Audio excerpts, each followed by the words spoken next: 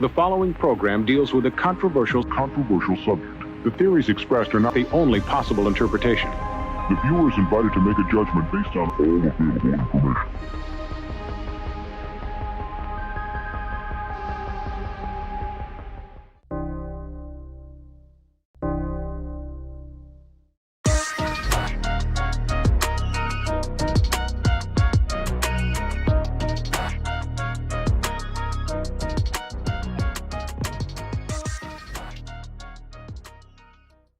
Ladies and gentlemen, welcome to another Wednesday night here on Beyond Wednesdays. We are a week away from San Diego, and this guy in the middle right here is getting ready to pull all that silver hair out. Oh, man. Wife's going to hate it, but I'm going to be bold. Ladies and gentlemen, Big Clutch. And introducing for the first time on Beyond Wednesdays, ladies and gentlemen, Larry Higgins, a.k.a. Nyobi Comics. What's up, brother?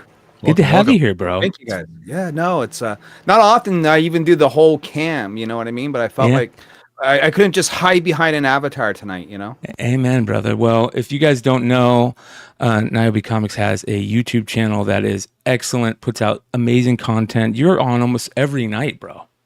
It's because I don't work. Yeah. It's because you get to work in comics, bro. That's part of the gig. It's what I'm trying to make the gig, yeah. And it's all predicated on each Kickstarter that we do and how much sales I can make outside of that realm in order to stay outside of the 9-to-5 work for the man sort of thing. But I'm always prepared to go back if I have to, you know? Yeah. I hear you. But, you know, to be honest, right now, that was what we were talking about the other night on last night's show, is about how the people who are hustling right now in the comic book business are doing great. And, you know, there's a lot of talk about people about the comic book business is dying. And all you have to do is look at back issue sales, crowdfunding books. I think that's where the money is being made. And, you know, you kind of got your hand in both now because Antarctic Press is carrying your book. Yeah, the whole comics is dying is something we've talked extensively on my channel. You know, we'll do around where we just sort of picking through and watch some people's videos and just sort of get a say. We'll watch their videos and try and get a say of what everyone is thinking. You know, we've even watched yours a few times. Yeah. You know what I mean? Yeah. It depends on, is DC and Marvel hurting? Yeah, probably. You know, is the indies hurting? Not so much. I think that, we're growing. So it depends on sort of what area you're looking at. If the secondary market is what we're talking about, that's been hurting because lots of prices have dropped since COVID, like really plummeted, to the point where I'm seeing people talk about selling their collections and getting out of the hobby. So it depends on what sort of area we're talking about, right? Yeah. The interesting thing to me is that, you kind of have your hand in both waters, so to say, which is the smart route at this point, right? Why not do both? Why not do both? And I've heard the argument like, well, if you're with a publisher, you're not going to make any money. Well, it depends on the publishing deal, right? So some publishers will want you to sign away your rights for X amount of time, essentially licensing out your stuff, right? Some publishers, like Antarctic, will offer, what I would call the image deal, where the creator owns their IP. And that's the reason why I'm with the Antarctic. Now, that revolves around a royalty system, okay, as opposed to me sending to Diamond directly myself. But it gets us out there. The infrastructure is made. Antarctic Press has been around now. They're going on their 40th year anniversary next year. And couldn't be prouder to work with a legend like Ben Dunn. He's who I answer to directly. So it's great. Yeah, he was very interesting to bring on the show the other week. Those are the type of guys that you want to try and talk to as much as possible because they've been here for so long and they have that wealth of knowledge. What up, Hood? How you doing, brother?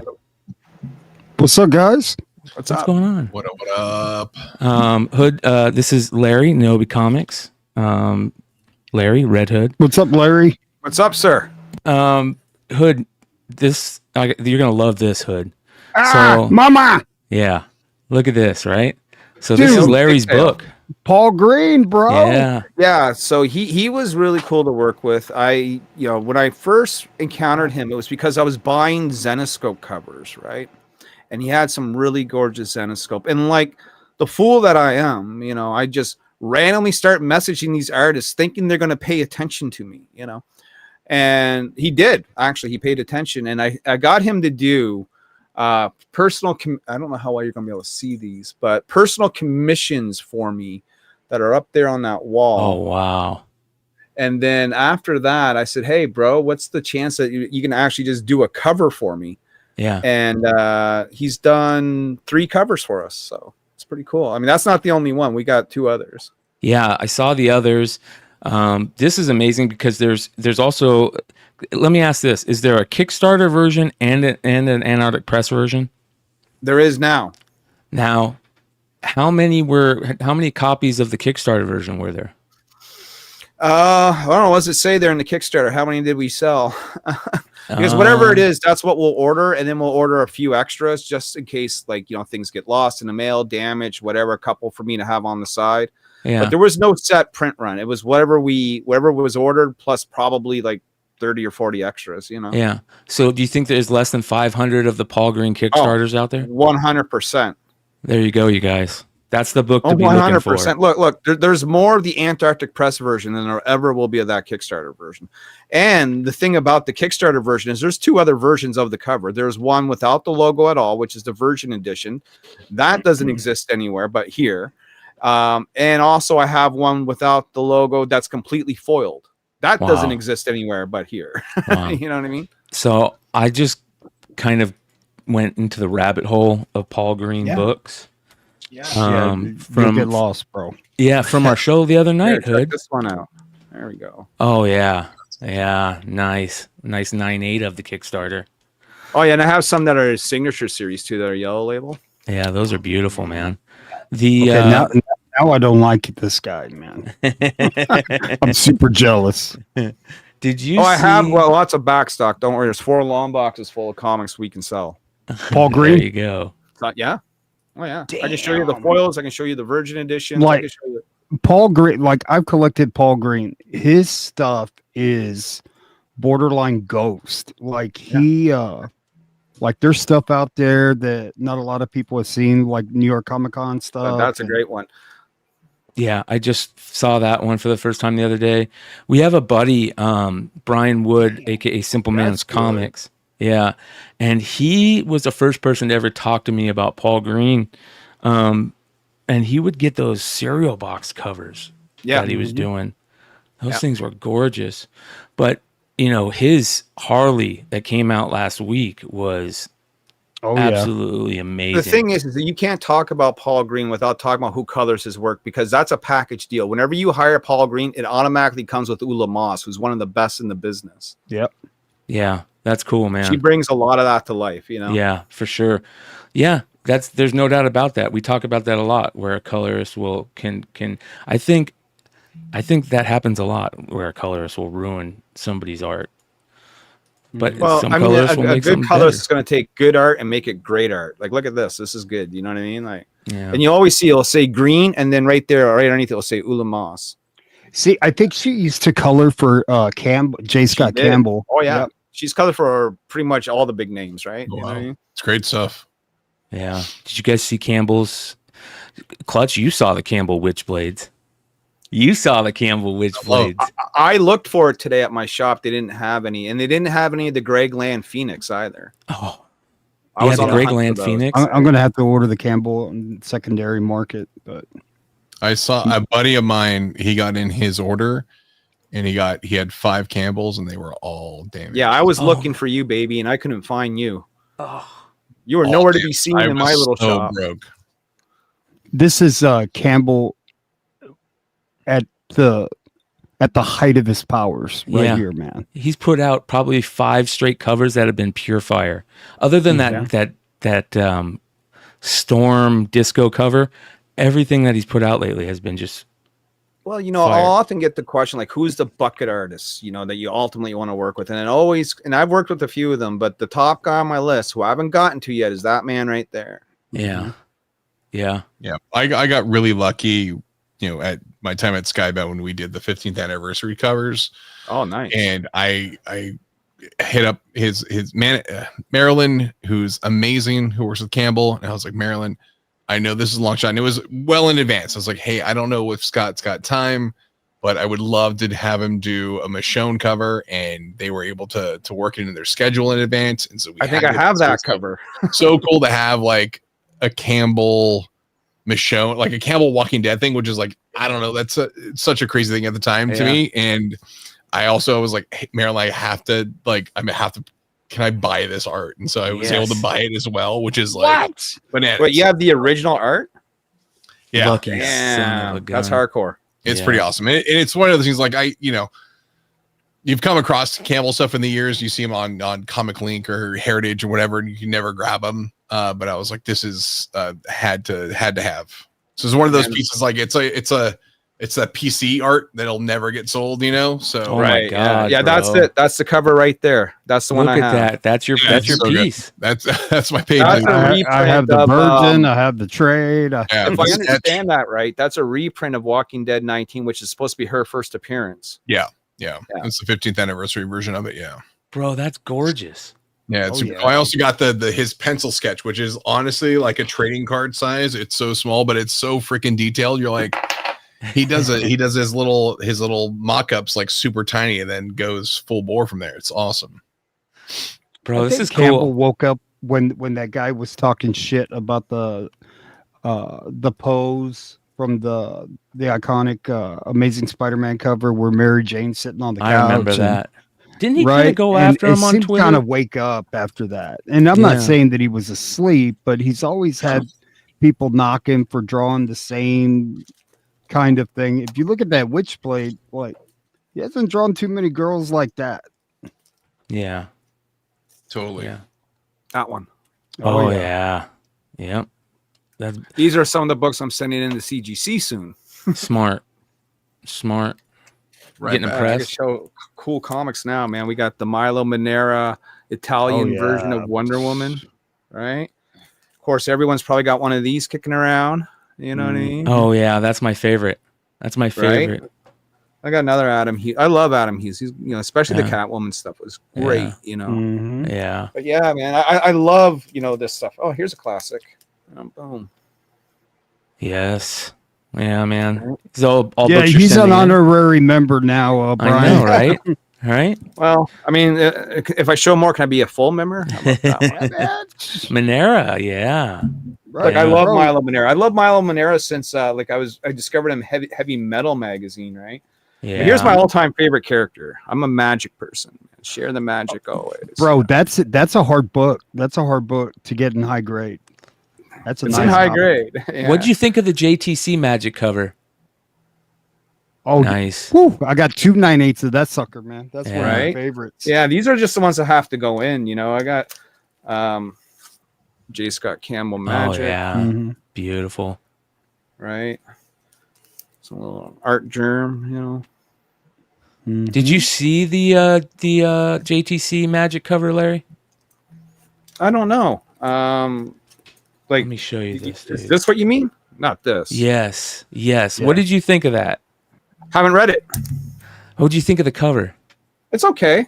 I'm going to be biased to Magic, right? Because she's my girl. Without Magic, there's no Nyobi. So really, I thought it was all right. Yeah. John Royal. There's another guy. Yeah. He's on the. He's been around for a while, but like you look at Paul Green's stuff and Royal stuff, it's very inspired Campbell inspired, Art Adams inspired. I don't want to say clones because that'd be rude, but they're close. They got that Disney princess style. You know what I mean? Like comic book art should be, in my opinion. I hate to say it right now, man. I'm very Jamie Tyndall. He was cool. You know what I mean? That's a great cover. Yeah. Yeah, it's a gorgeous cover. Yeah, he signed pretty much all these I brought to him. So you got a con. You got a con coming up. What, this week in your town? You said this Saturday at the Crown Plaza Hotel in Moncton. It's a maritime comic collectible and toy comic expo sort of thing. So it's a 1-day show, and I actually didn't even know what was going on. I messaged him last week. It's like, any way you can fit me in, and they were more than gracious to fit me in and give me a nice prime spot too. So That's great. Yeah. And Antarctic Press just sent me like this huge 8-foot logo tablecloth that I'm going to be using to represent them too. So it's gorgeous. And I got a brand new banner, my Narcilio Souza cover that we're going to use. I can't wait to do it. Nice. Well, let's run through some of these. Go ahead, Hood. On what? No, I was just going to say he brought up Antarctic Press, and I had picked up a couple of Gold Digger number 1s and 2 number 2s and number 3. I didn't realize they were like so expensive. Where'd you get those? Did you find those in half price? No comment. Son of a gun. He's a pioneer of the brand. That's Fred Perry. You know, I would love to meet him and interview him at some point. We are published with Antarctic, my book, and so I got to know Ben Dunn quite well. But Fred Perry would be a guy I would love to talk to. Yeah. Does he do very many shows or interviews? Well, not that I've seen. Yeah. You know, I know he's reachable if I want to reach him. Ben could do that for me, but outside of that, I don't really see a lot of him. You know? Yeah, that would be somebody good to get on. All right. So, Hood, did you go to the store today? No, I'm going tomorrow, man. Negative. I was too freaking tired, but I'm off the next 3 days. So got some books I got to press thanks to Clutch. And It's not me. It's not all me. Some of me. A little bit of me. some of Phil, some of. By the way, I'm telling you, man. You sent me a pic, and I was like, you are a wizard, dude. Wizard Harry. You want to show Bryan? I don't think Bryan's. Do you have a copy of that picture? You put it in the chat. Put it in the chat. Let's see if I can. Speaking of your chat's on fire tonight, man. You got the Flock here. You got Awesome Sauce Radio. You got Josh, the amazing animator. Of course, AOA doing their thing, putting down the links. That's much appreciated. Yeah, AOA is the moderator extraordinaire, man. He's one of the good guys.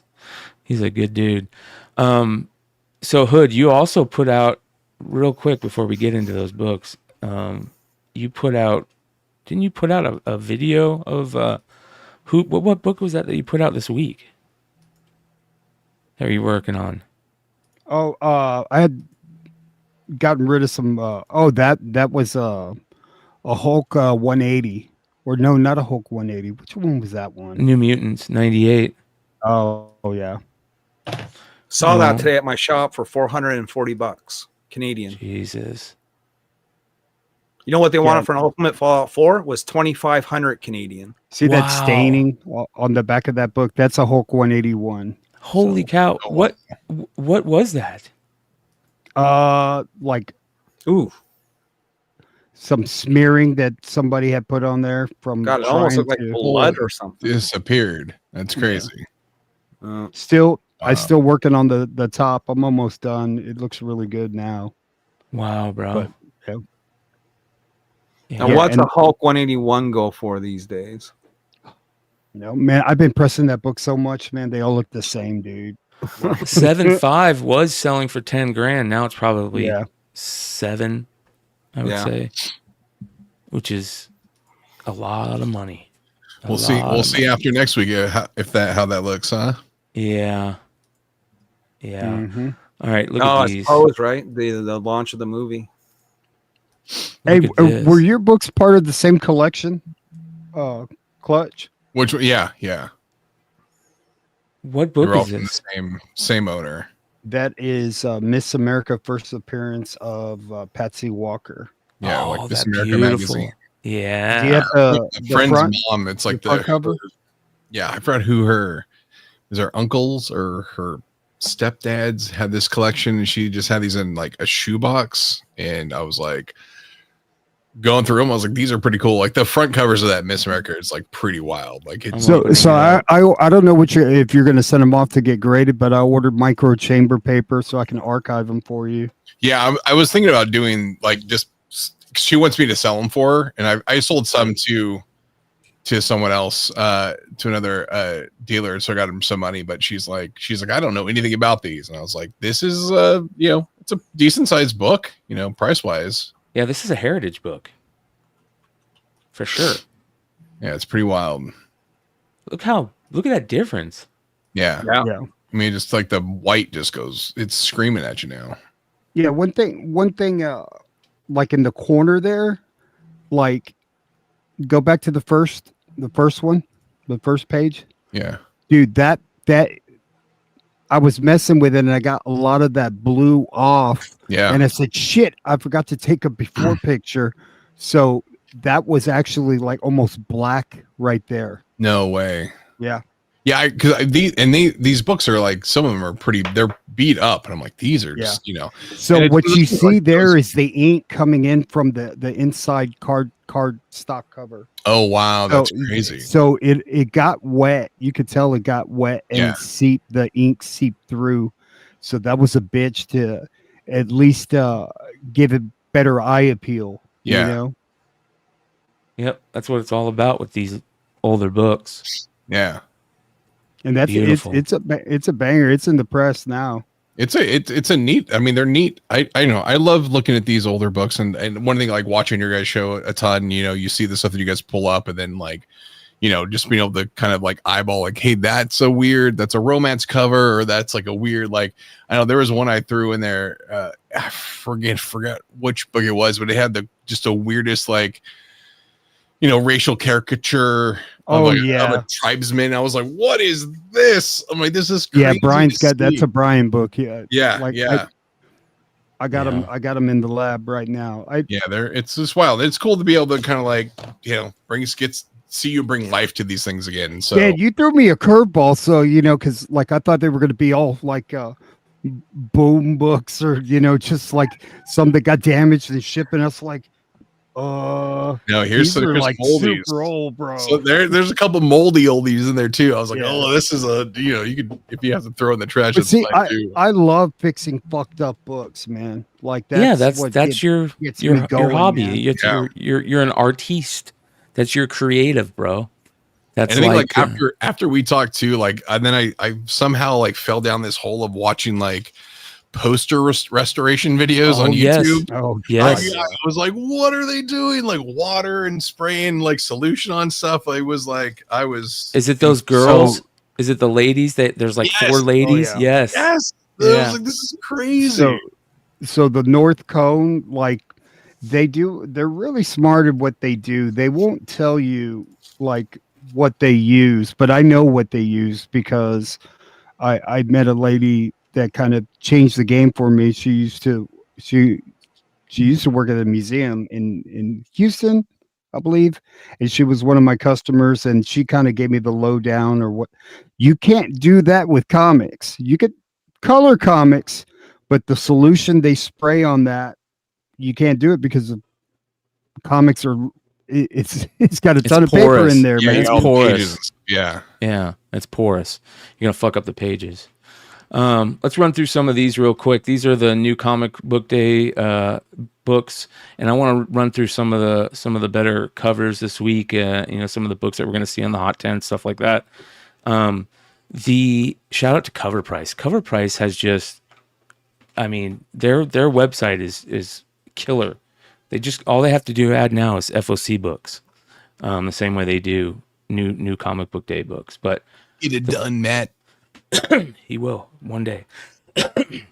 The fucking 1 in 25 on a facsimile. What are your thoughts on the facsimile 1 in 25, Larry? This cover in particular, or just 1 in 25s in general? On facsimile issues. I mean, it is what it is. I like the cover. I think out of the 2 Spider-Man covers, that's sort of the better one. But yeah, they're finally at 258, getting into the better issues. I think this is an unloved Spider-Man issue, the original. Mm-hmm.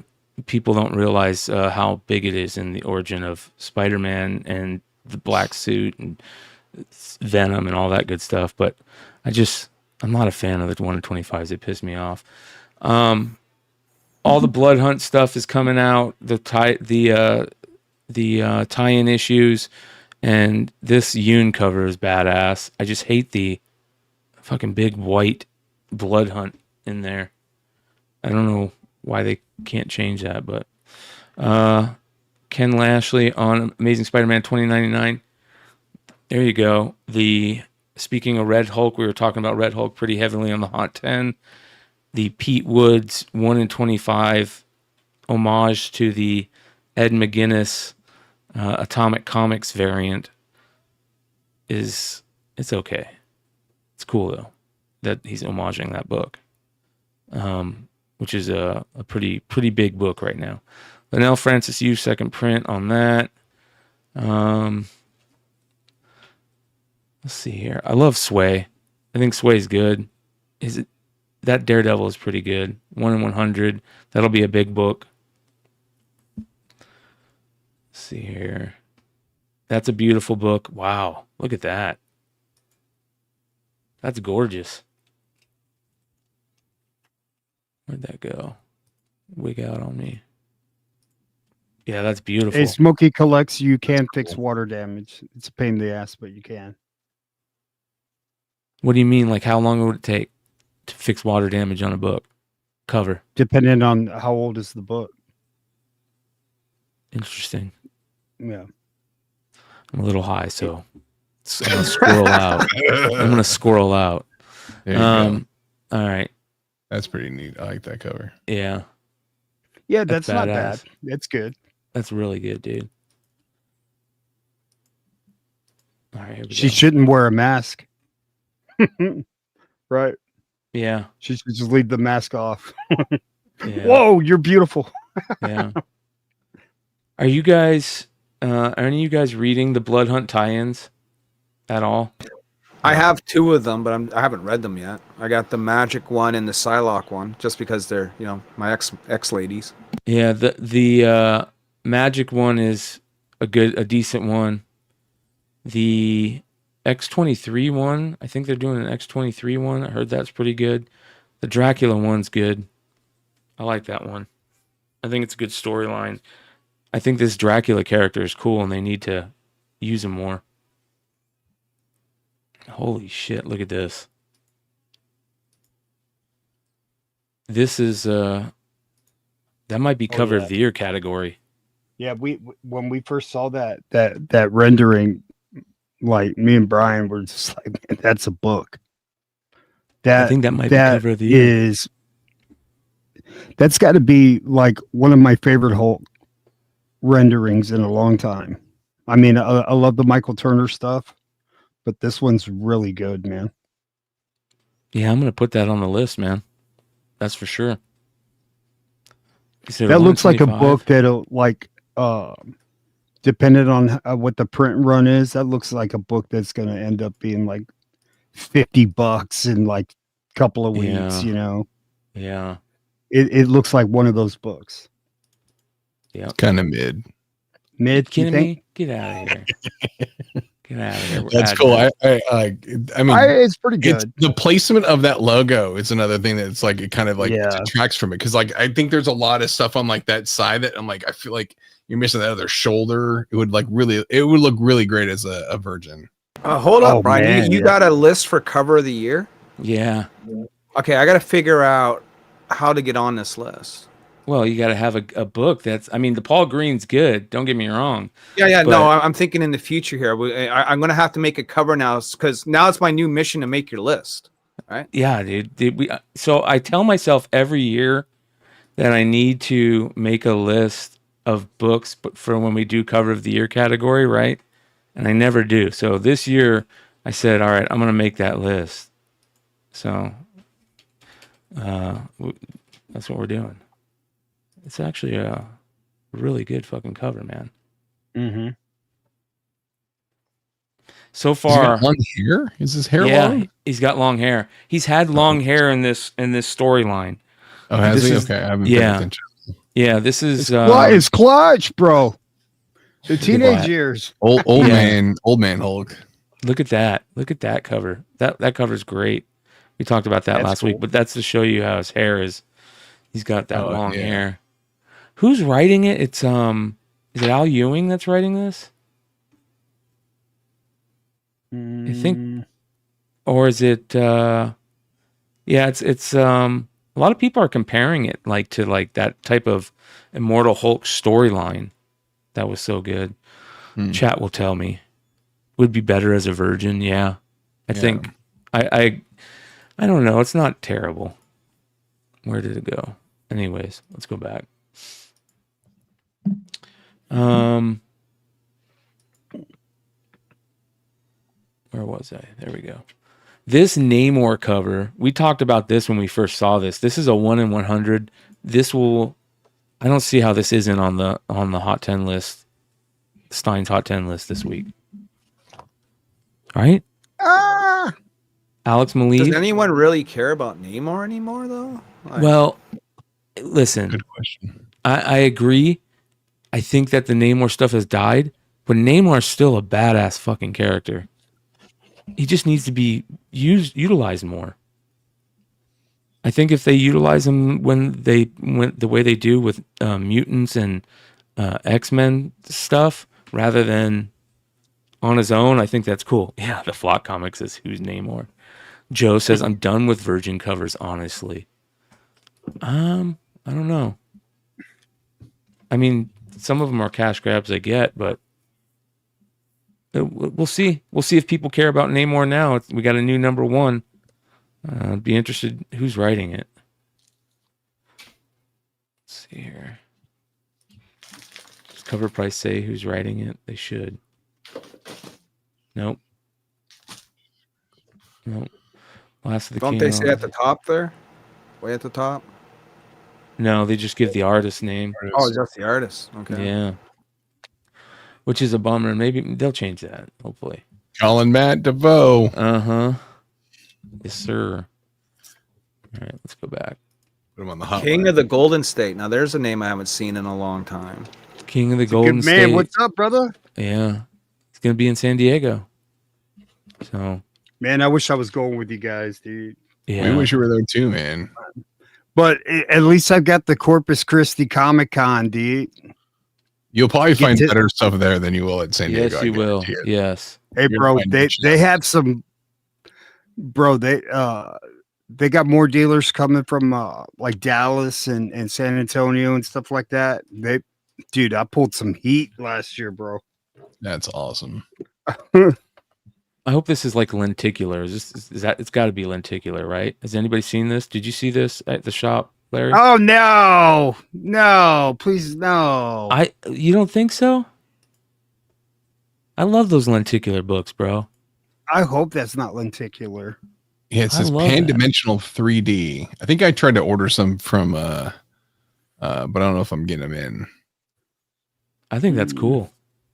You'll be able Well, to buy I think it. it's cool, but I just hope it's not lenticular though. It said, wait, go back to the cover. I think it said at the top. It said something about lenticular on the top of that little band at the that yellow band.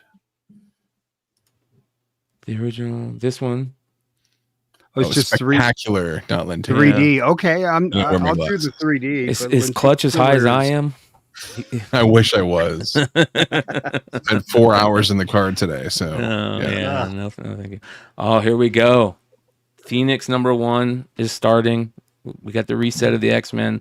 Bringing I the did Phoenix. buy this today. I haven't flipped through it at all, so I have no idea what the interior art is like. But I did buy this. I was looking for that Greg Land, but couldn't find it, so I settled for cover A. Yeah, this Putrid cover is beautiful. That's gorgeous. Every single one of these are good. This 1 in that 100. Greg Land looks familiar. Yeah, it looks like well, He's done a cover similar to that before. Yeah. There was was it Phoenix War Song or something to that effect? oh, I didn't even realize the aliens were on that cover. Good. That's one of the good alien covers.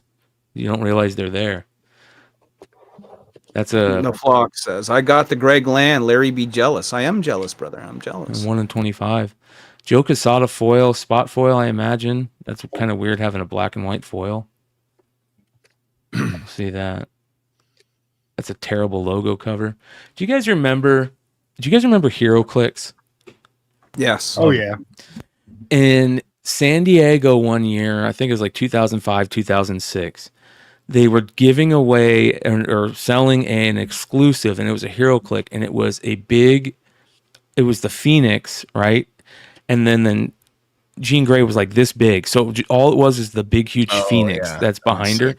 And dude, it was one of the coolest looking like statue figure pieces ever.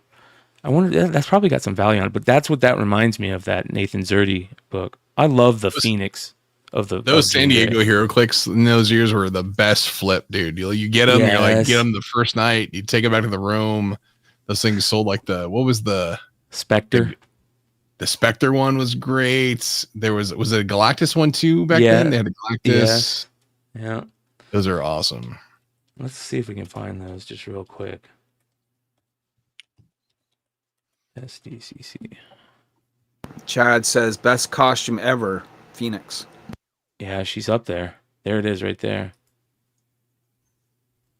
That's it. Oh, that is cool. All right. Let me pull that up. Yeah. I've ever owned 5 Hero Clicks in my entire life. I never even played the game. Yeah. I didn't play the game either. I would display that. I would display that. Yeah.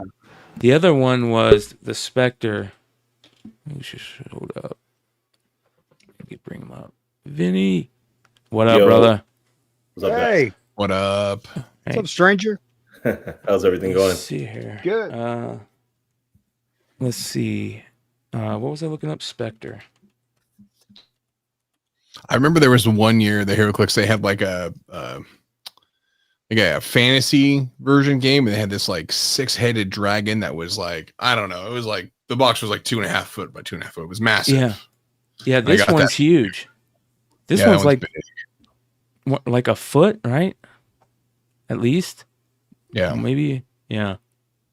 And it sells for a grip. So the year I went, I pre-sold some of these. I worked in a wafer fab, making chips for the Xbox, right? And so, they would like give you free Xboxes and Xbox games, and there was a lot of us there that were the same age, and I would tell people that I was going to San Diego, and people would be like, "Okay, can you pick me up this? Can you pick me up that?" Like 3 or 4 dudes wanted this, and I sold it for a grip to one of them. So, what did Chad Cave? Chad Cave says, I bought a couple of books from McClay on Whatnot, and he sent me a ton of extras. He was super stoned.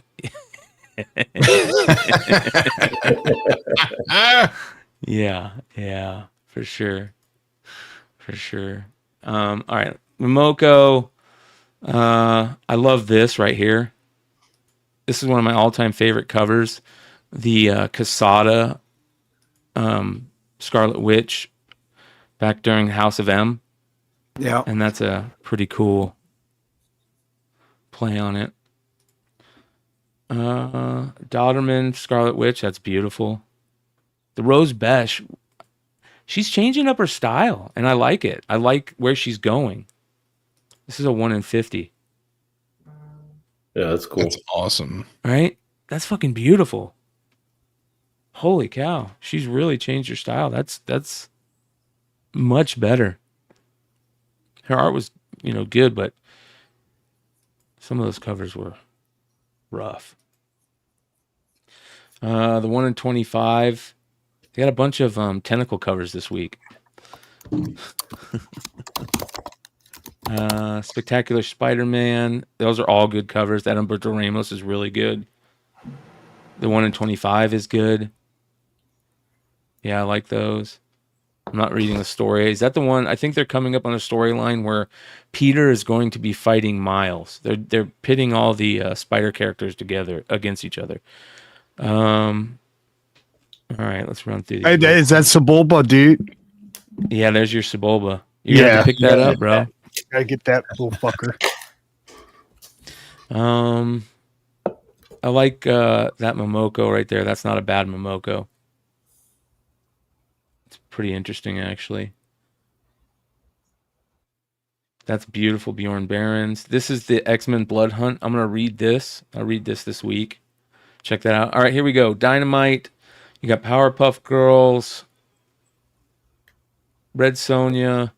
The Powerpuff Girls are hilarious. I'm going to show you an original piece of art that the Powerpuff Girl artist did for me here in just a minute. It's Bring Bring hilarious. This is a Frizen 1 in 15 But isn't this? Yeah, this is one of those ones where it's an older Frizen that they're redoing. That's good. I mean, it's great. I think one of these was one of the ones where they only made 75 copies. Beautiful Perillo. Thundercats. You got the Ben Oliver head sketches, the best head sketch covers the head covers that they've done. More good Thundercats. Beautiful Ivan Tao, 1 in 40s. Jay Lee's, another great. Oh, look at that. That's pretty badass. Perillo Mumra. Yeah, that's dope. That's really good. It looks good with the Thundercats logo. That's beautiful. Holy shit. They've been putting out some really good covers for Thundercats lately. Look at that. It's really fucking good. Raza foil 1 in 10. Where is Nate? You see this hood? Yeah. Where's Nate when his favorite character? Is he a Tomax or is he a Zaymot fan? Which one? Yeah, either. I only like one of them. Yeah. Nope, they're different. One's got a scar, one doesn't. The Putri 1 in 50 for Destro. That's good. That's a great Fish Flies cover. Jeff Lemire with the moon. It's really good. This John Royal, I'm gonna have to buy it. Yeah, look at this. Mama. Yeah, I'm gonna have to buy it. That's your Death Star cover. That's the Death Star. Yeah, that's the Death Star. It's so weird. It's like, guys, come on. That's no moon. Yeah. She's gonna moon you. She's got you covered. Red Coat, great series. Here we go. Here's the Scarlet stuff with the second print. With the Jason Howard's been killing the second print covers, man. They're so good. These covers are good too. Yeah. I just wish the story was better. It's dog shit so far. Patience, man. Patience. Yeah, I know. Witchblade, here we go. Here's the Witchblade stuff. The Witchblade stuff is finally starting to hit. We already talked about the J. Scott Campbell. This is absolutely horrendous, Bill Sienkiewicz, and I hate to say that. I hate to say it because Sienkiewicz is such a beast. He's a legend, man. New Mutants. You got to go back way back then, you know. I agree, you should show my boys cover, man. Oh yeah, it's coming up. It should be here. The blank, the Ariel Diaz is nice. There's the 1 in 10. The 1 in 10 is interesting. What is this? I don't see it. It looks like another J. Scott Campbell clone. Right, kind of. Yeah. Look, I cannot wait to dive into this because here's the thing, right? Doing the sort of comics that I do, which would be considered bag roll comics, if you will. Witchblade, is one of my huge inspirations for that. And for a while, it seemed like the sexy, kind of covers went away for a bit. Yeah. But what we're starting to see now is a resurgence of people starting to, pearl clutch a little less here, Yep. That looks like Natalie Sanders, but I could be wrong on that. It is, and it's gorgeous. Oh, God, I'm good. Damn it. Yeah, that is fucking beautiful. Limited to 700, supposedly. Sabine Rich, that's good. Mm-hmm. Wow, they don't have it. Now, could it be because it's a store exclusive?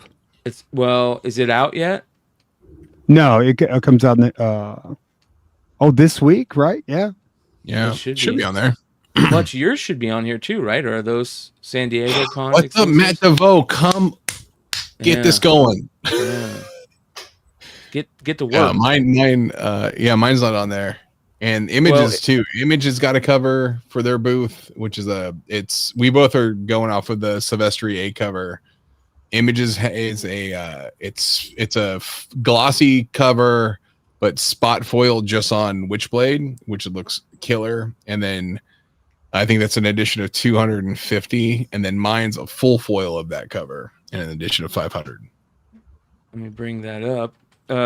Easy to remember, you guys. Booth 1101. Very easy to remember. Even a stoned McClay can remember it. Yeah. Go make sure you guys are following here. This is pretty cool. You put up this dude. this timeline, Hanging which with is Campbell, bro. yeah. Campbell's gonna be fun. Oh, I haven't told anybody. You guys, can I give you guys can we get some breaking news? Of course, bro.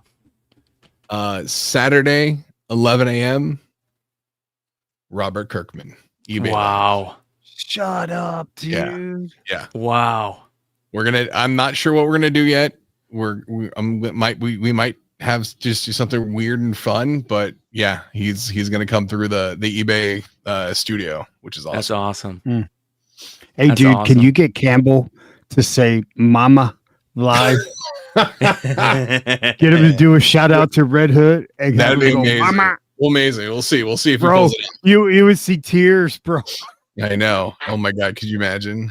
Yeah. Campbell's going to be super fun. We've got some really fun things planned. The Campbell booth has, they got a bunch of different variants for their show, of course, and they're all freaking gorgeous. And, we got some special things. I'm so Pacific excited. time. Pacific, to be specific. You're 2 hours behind. It's 2 hours behind you. Okay, so it'd be 10 a.m. It would Saturday be morning? 2 p.m. Eastern. 2 p.m. Yeah. 2 p.m. No, Eastern. 3 p.m. Eastern, So- 2 p.m. Central, right? Oh, Yeah, okay. 2 p.m. Okay. Central. Yeah. Sorry. I mean, West Coast is best coast, so I don't know how everything else goes. Yeah, I'm with you. And you're gonna have be on with him for an hour. Yeah, we'll be on there for an hour.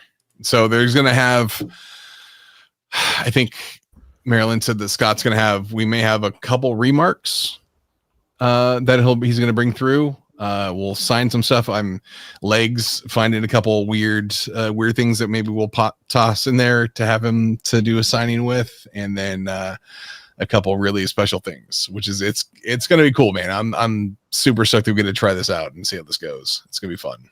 Like I said, bucket list artist right there, bro. Absolutely. Right there. Yeah, Mama. he is Mama. up there for sure. That's gonna be sweet, dude. So for you guys, just so you guys don't know, go hit up his IG, and it's got the time for all the stuff you're doing. You got Dave Dorman, Ryan Barry, Michael Walsh. Let's go through some of the Mark others. Silvestri, I saw his name there. Yeah, Sylvester is we're doing an eBay live with Mark, which is gonna be cool. I mean, it's just Yeah. crazy. I got 3 legends this weekend. I totally just skipped over that. I didn't even see that. It's also awesome too, like the eBay live studio, A&Z Comics is bringing through Art Adams. I think we've got Is McFarlane gonna be there? McFarlane might be coming through. Hey, I heard. bud, I'm gonna be there, bud. I'm telling you, Rose Mesh, I think, is coming through with Drew. I think we've got Bill Morrison might be coming through with Webster's Vault. Bill Morrison. Wow. Stacked show. Like it's gonna be. I press Webster's books. Yeah, man, get on him.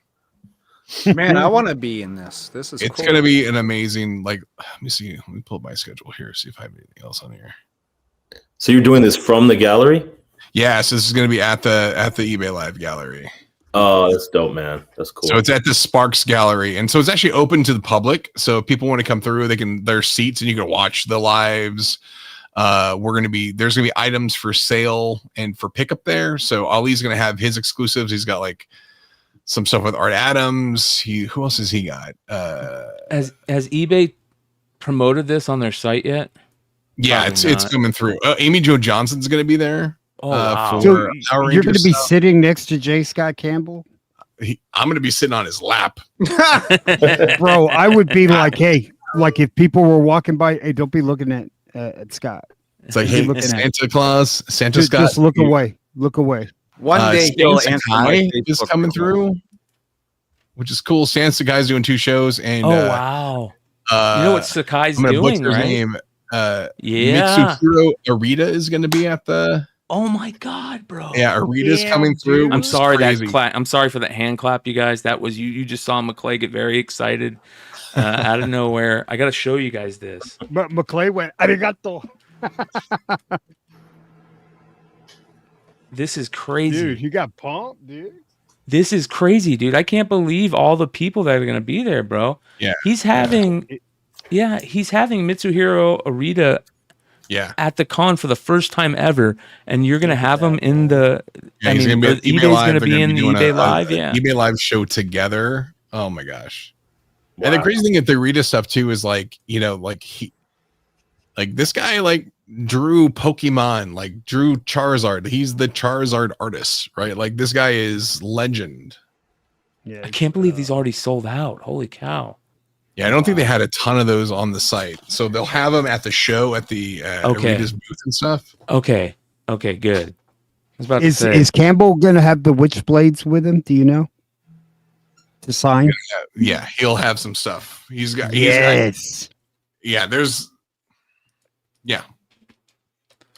follow some Campbell stuff. Follow him on IG. So let's see what he's probably on the store that he says what he's got, right? I think King of the Golden State's got it right. He says SDCC, aka I'm gonna be broke con. Yes, sir. Yes. Yeah. I don't know if he's listed him yet. Yeah, he hasn't listed them yet. That's a bummer. That will be one of the first booths that I stop by. And look at those panels on that booth. Those are, I mean, just how what is that, like 6 or 8 foot tall panels of like Scott's art? Like, yeah, that's kind of cool. Right? And he was supposed to come to the Calgary Fan Expo years ago. It's like when I met Todd McFarlane and Stan Lee before Stan had died, and I signed up for like the exclusive J. Scott Campbell package, right? Like I was gonna, I was in, and unfortunately he bowed out. He couldn't make it to the show. I was so disappointed, man. But I was gonna dive right into that J. Scott Campbell package, bro. You know what I mean? Like, do you go to Toronto the Toronto Con every year?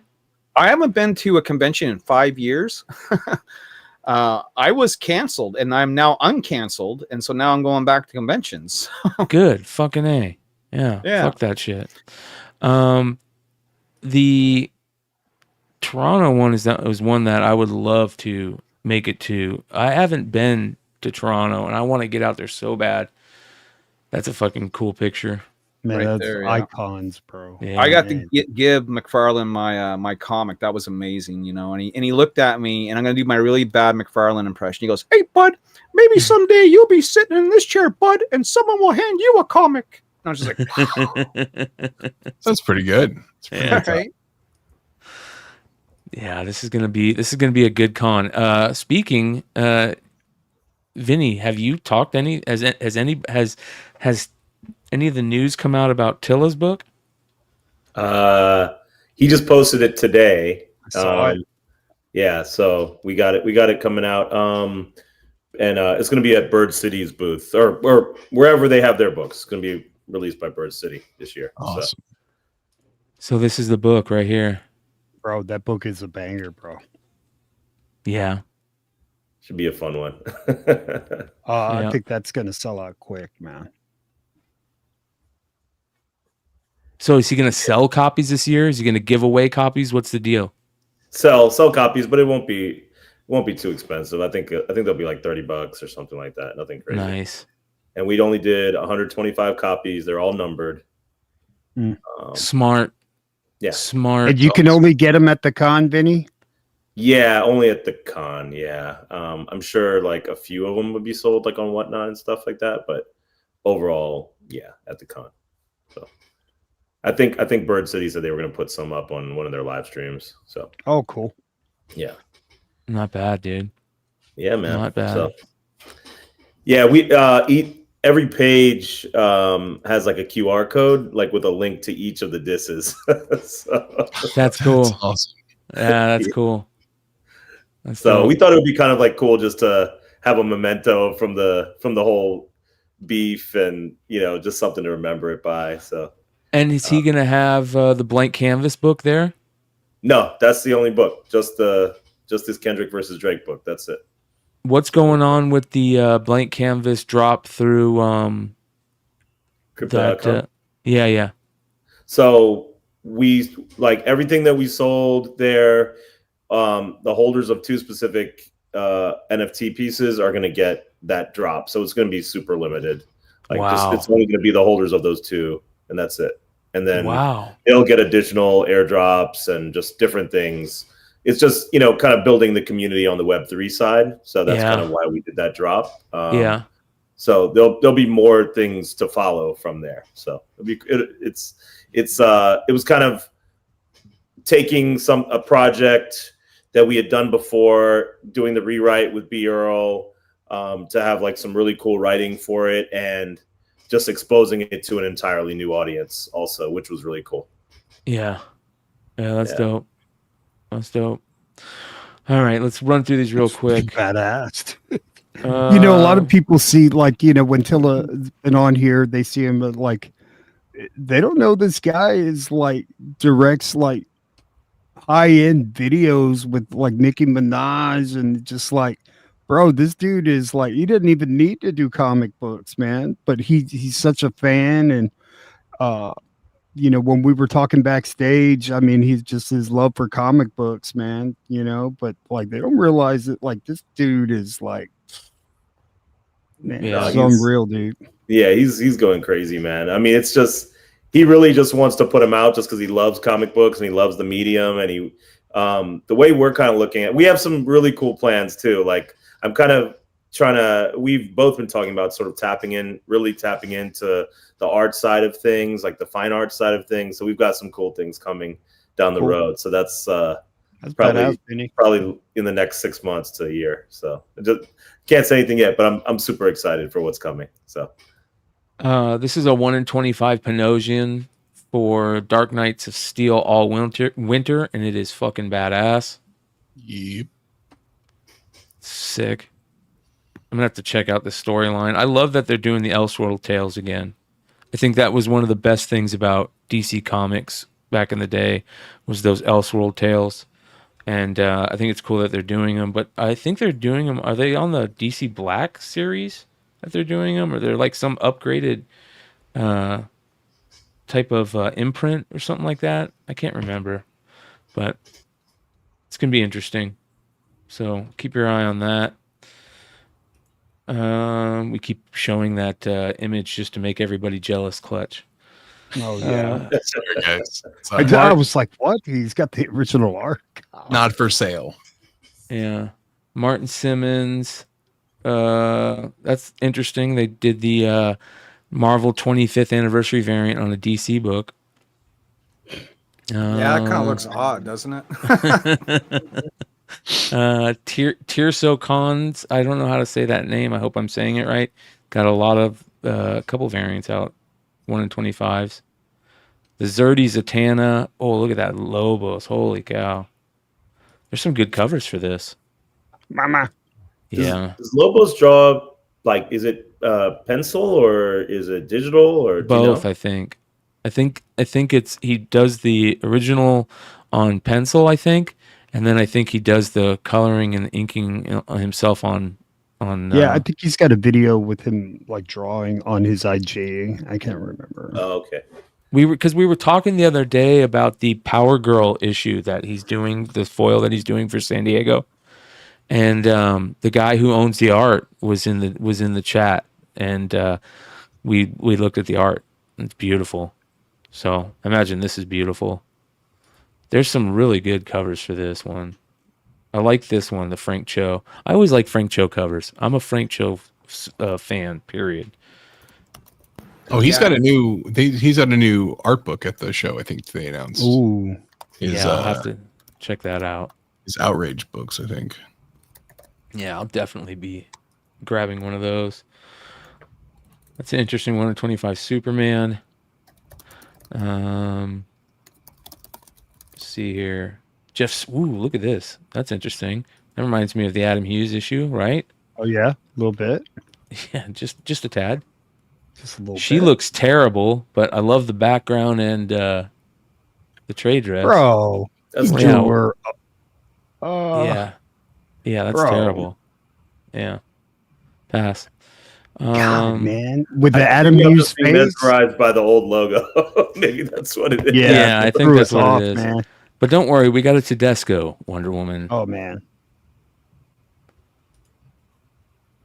It's okay. Her face is a little angry. Is that Tedesco? Or is Yeah. that no?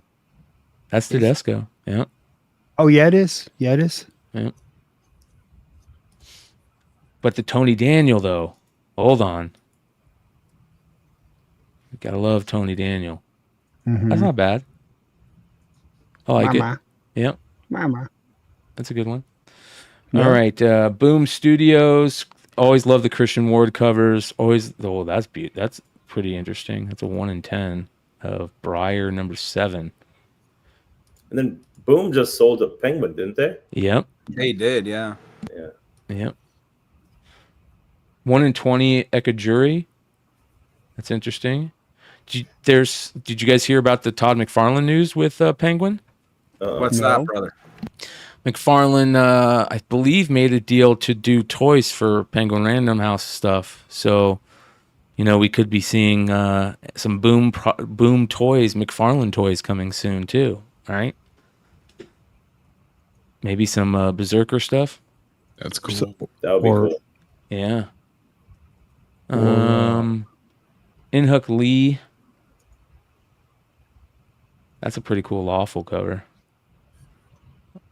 That's cool. Dan Mora, Man's Best. I like that. Dan Mora's awesome. Bringing back Rocketeer. Rocketeer breaks free. I don't see an Adam Hughes. I need an Adam Hughes. There'll be one. Star Treks are nerds, but there is a cool 1 in 10. It's got a cool looking chick behind a weird looking Data. And I mean, look at this. Look at this shit. This is a cool cover if Data wasn't there. Yep. Oh, Like- man. Why would you put that fucker in there, dude? Come on. Sir, it's data, not data. He was like photobombing it. Right? He's all. Is this supposed to be a virgin cover? Sorry. He might as well just be Deadpool. You know what I mean? Yeah, exactly. Photobombing, you know. Oh, that's terrible, man. Turtles. Toidles. And then Dark Horse. That's a cool weed cover. I think at first I see that and I see weed, so I'll have to buy one of those. You got the Usagi 1 in 40. That's probably going to be number 2 or 3 on the list this week. Might even be number 1. The rest of them were, and this one's not too bad.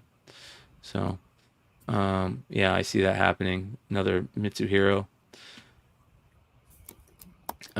Witcher has some really. Oh, look at that! I didn't even see that Nakayama. What do you guys think? Let me bring this up.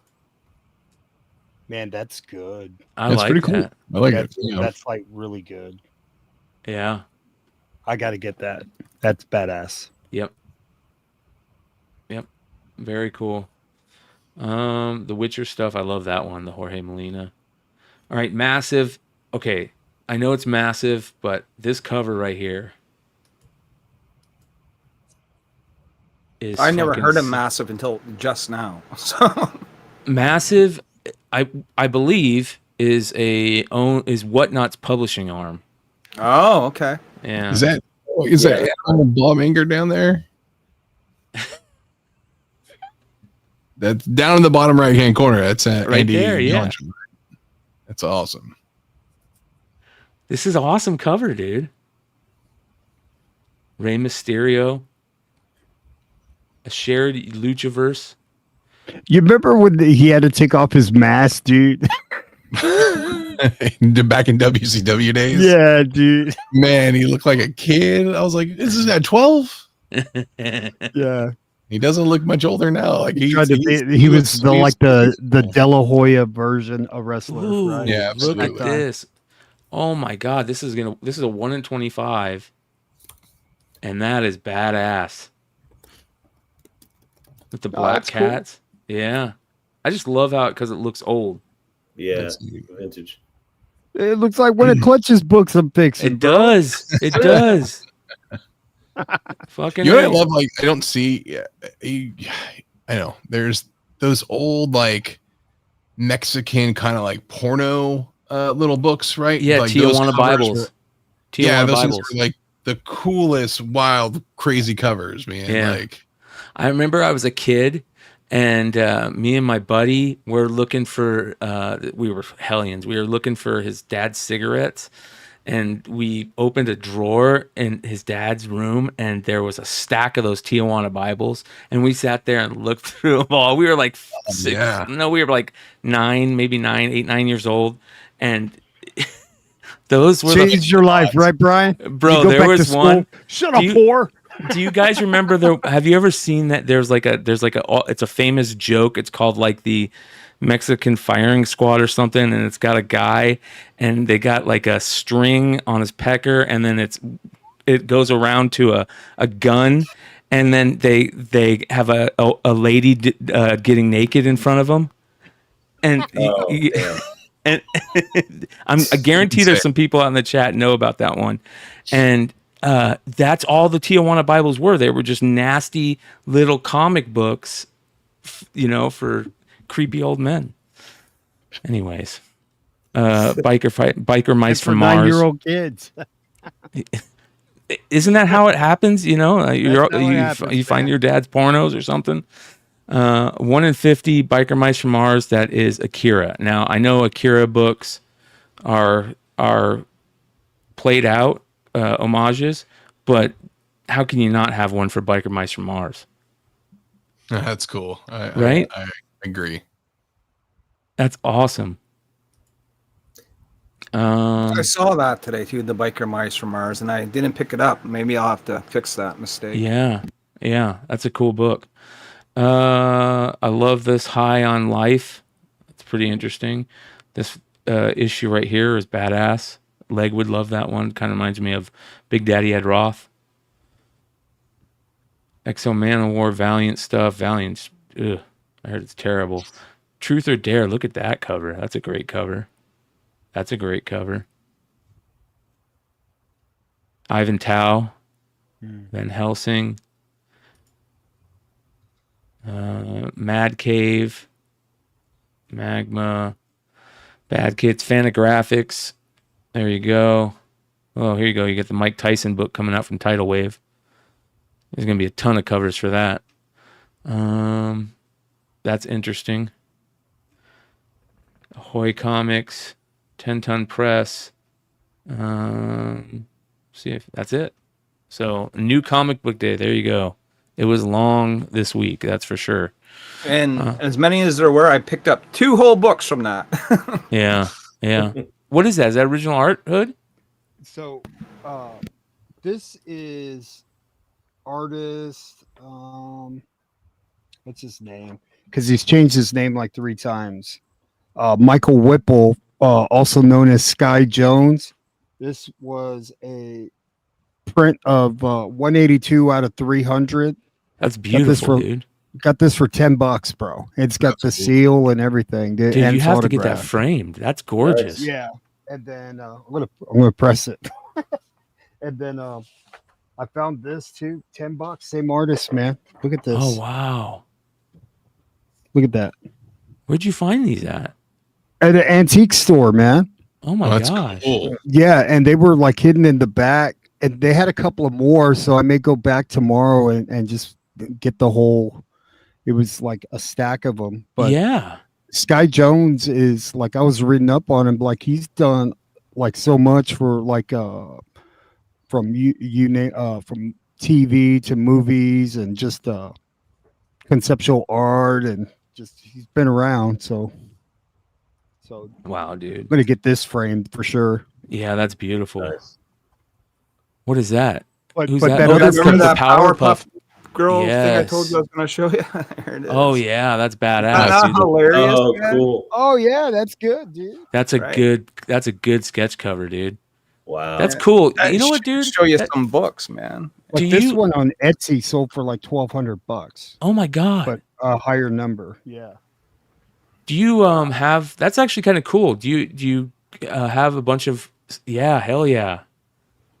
That's cool. That's Jamie Tyndall original art there of Nyobi. That's cool, man. To be able to get all your blanks from a character you created and have that. Yeah, bro. Dude, you got no Nice. idea. Sammy Francis, who did some work on Turtles and stuff, did a Oh, gorgeous that's job. good. Look at that. Ashley Marie Witter. Oh, that's beautiful. That's amazing. Yeah. You ever want to see what Nyobi looks like as a My Little Pony? There you go. Who did that? Brenda Hickey. She is the artist for IDW. And then she did that too. Nice. It's hilarious, right? Yeah. You got I to think get that's cool. Trish to do Yeah, get a Trish cover. to do some. That's cool. Oh, man. Yeah. Now this one here is done by Marvel artist Nick Bradshaw. He lives here in my city. Beautiful. Nice. That's gorgeous. And this one here is by Marguerite Sauvage. Watercolors. That's beautiful. Now for the Paul Green lovers, right? Here's the No. Virgin edition of the cover. Like I said, that's only through me. And then we got. That went your camera. Oh, no. What did I do? You disconnected your Oh, camera. we lost him. Ah! Yeah. No, I got a loose connection here. Hold on. Ah!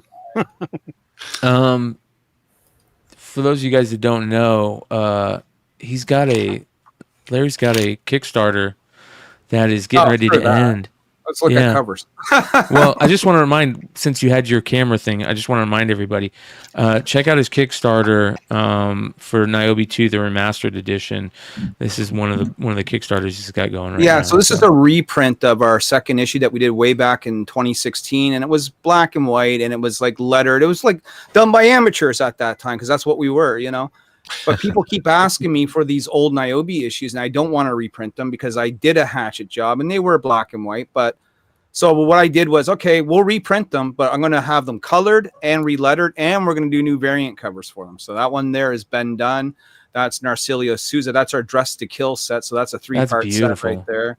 Yeah. Oh, he's great, man. He's a untapped talent, man, that everyone's starting to tap into right now, you know? Yeah. And then, so we don't do nude covers, so we try and change it up. I'll put them in dresses or something. Yeah. That's done by John Stintsman, of course, of Evangeline and Team Youngblood fame. Uh-huh. Hell yeah. John's good dude. Yeah, good shit. Yeah, that dude kind of reminds me of J. Scott Campbell some, the Souza. Souza. Yeah, you see, you kind of have a type, right? You know? Yeah. Yeah, it's a good type. And that campaign's full of add-ons. So if anyone's missed Nyobi in the past, there's all kinds, like the trade paperbacks there, the Savage Sin books are there, the Origin book is there. It's all there. So it's a good little campaign to have. And then after that, it's Savage Sin time. Here's our first Paul Green cover we ever had was this one here, which is actually a patch on the back of my jean jacket now. Oh, that's dope. Right? Yeah. And then this one here was the one I was telling you about earlier, where we sold double, then cover A. Oh wow, that's beautiful. Who's artist? That's Paul Green, or yeah, Green. Nice. So yeah, it's cool to work with these sort of like bucket list artists. And here's another slab. This is Keith Garvey. Oh, Garvey, yes. Right, got to work with him. And then since I'm in the middle of showing shit, why don't we just show a couple of my other slabs? We got first appearance of Spider-Gwen. Oh, yeah. Yeah. You getting ready to... I just put one of those... I had a 9.6 of those. I gotta sell. There's the Monera. Yeah. Oh, that's great. Yeah. Beautiful. And this one here, people seem to like. This is a J. Scott Campbell. Oh, yeah. That's a good one. Oh yeah, that's one of my favorites. Yeah. Right. They were just books I sent in last year. And then to top it all off, I guess. Yeah. I'm old, dudes. All right, here we go. Another Jamie Tyndall original piece. I didn't have any Nyobi blanks when I saw him the first time, so I had him draw a Nyobi on a Harley Quinn cover. Oh, that's cool. Right? That's beautiful, man. Yeah, that's dope. We got Campbell. This is the only time I ever ordered from the Campbell store. Yeah. Oh, Magic. Yeah. Right? Yep. And then, of course, we got to have this. Oh, yeah. And this here is done by Archie artist Dan Perron. So I had him have the girls cosplay. That's cool. Good. He's awesome. Yeah. And He then was just a couple next cool to the Hive books Boys there. last year. Yeah, nice. Yep, one of my favorites. Thank you, Brian. Yep. When I got to meet Stan, got him to sign my old X-Men here. You know, I need to get a Stanley signed book. I never got a Stanley autograph. Really? Phoenix. Yep. Nice. I want to get. There's only 3 Stanley books that I would like to have of his signed, and that is the Marvel Age that he's on, that April Fool's magazine that they did when they said that he died. Remember that? Do you guys remember that one? Oh, yeah. And that Kid Colt book where I think it was a Kid Colt book where he was the cover model and he has the bandana on. Colette that's Turner. beautiful. Hold on, let me bring that up. Oh, wow, dude. That's gorgeous. This one here is Dawn Mateague. Oh, that's cool.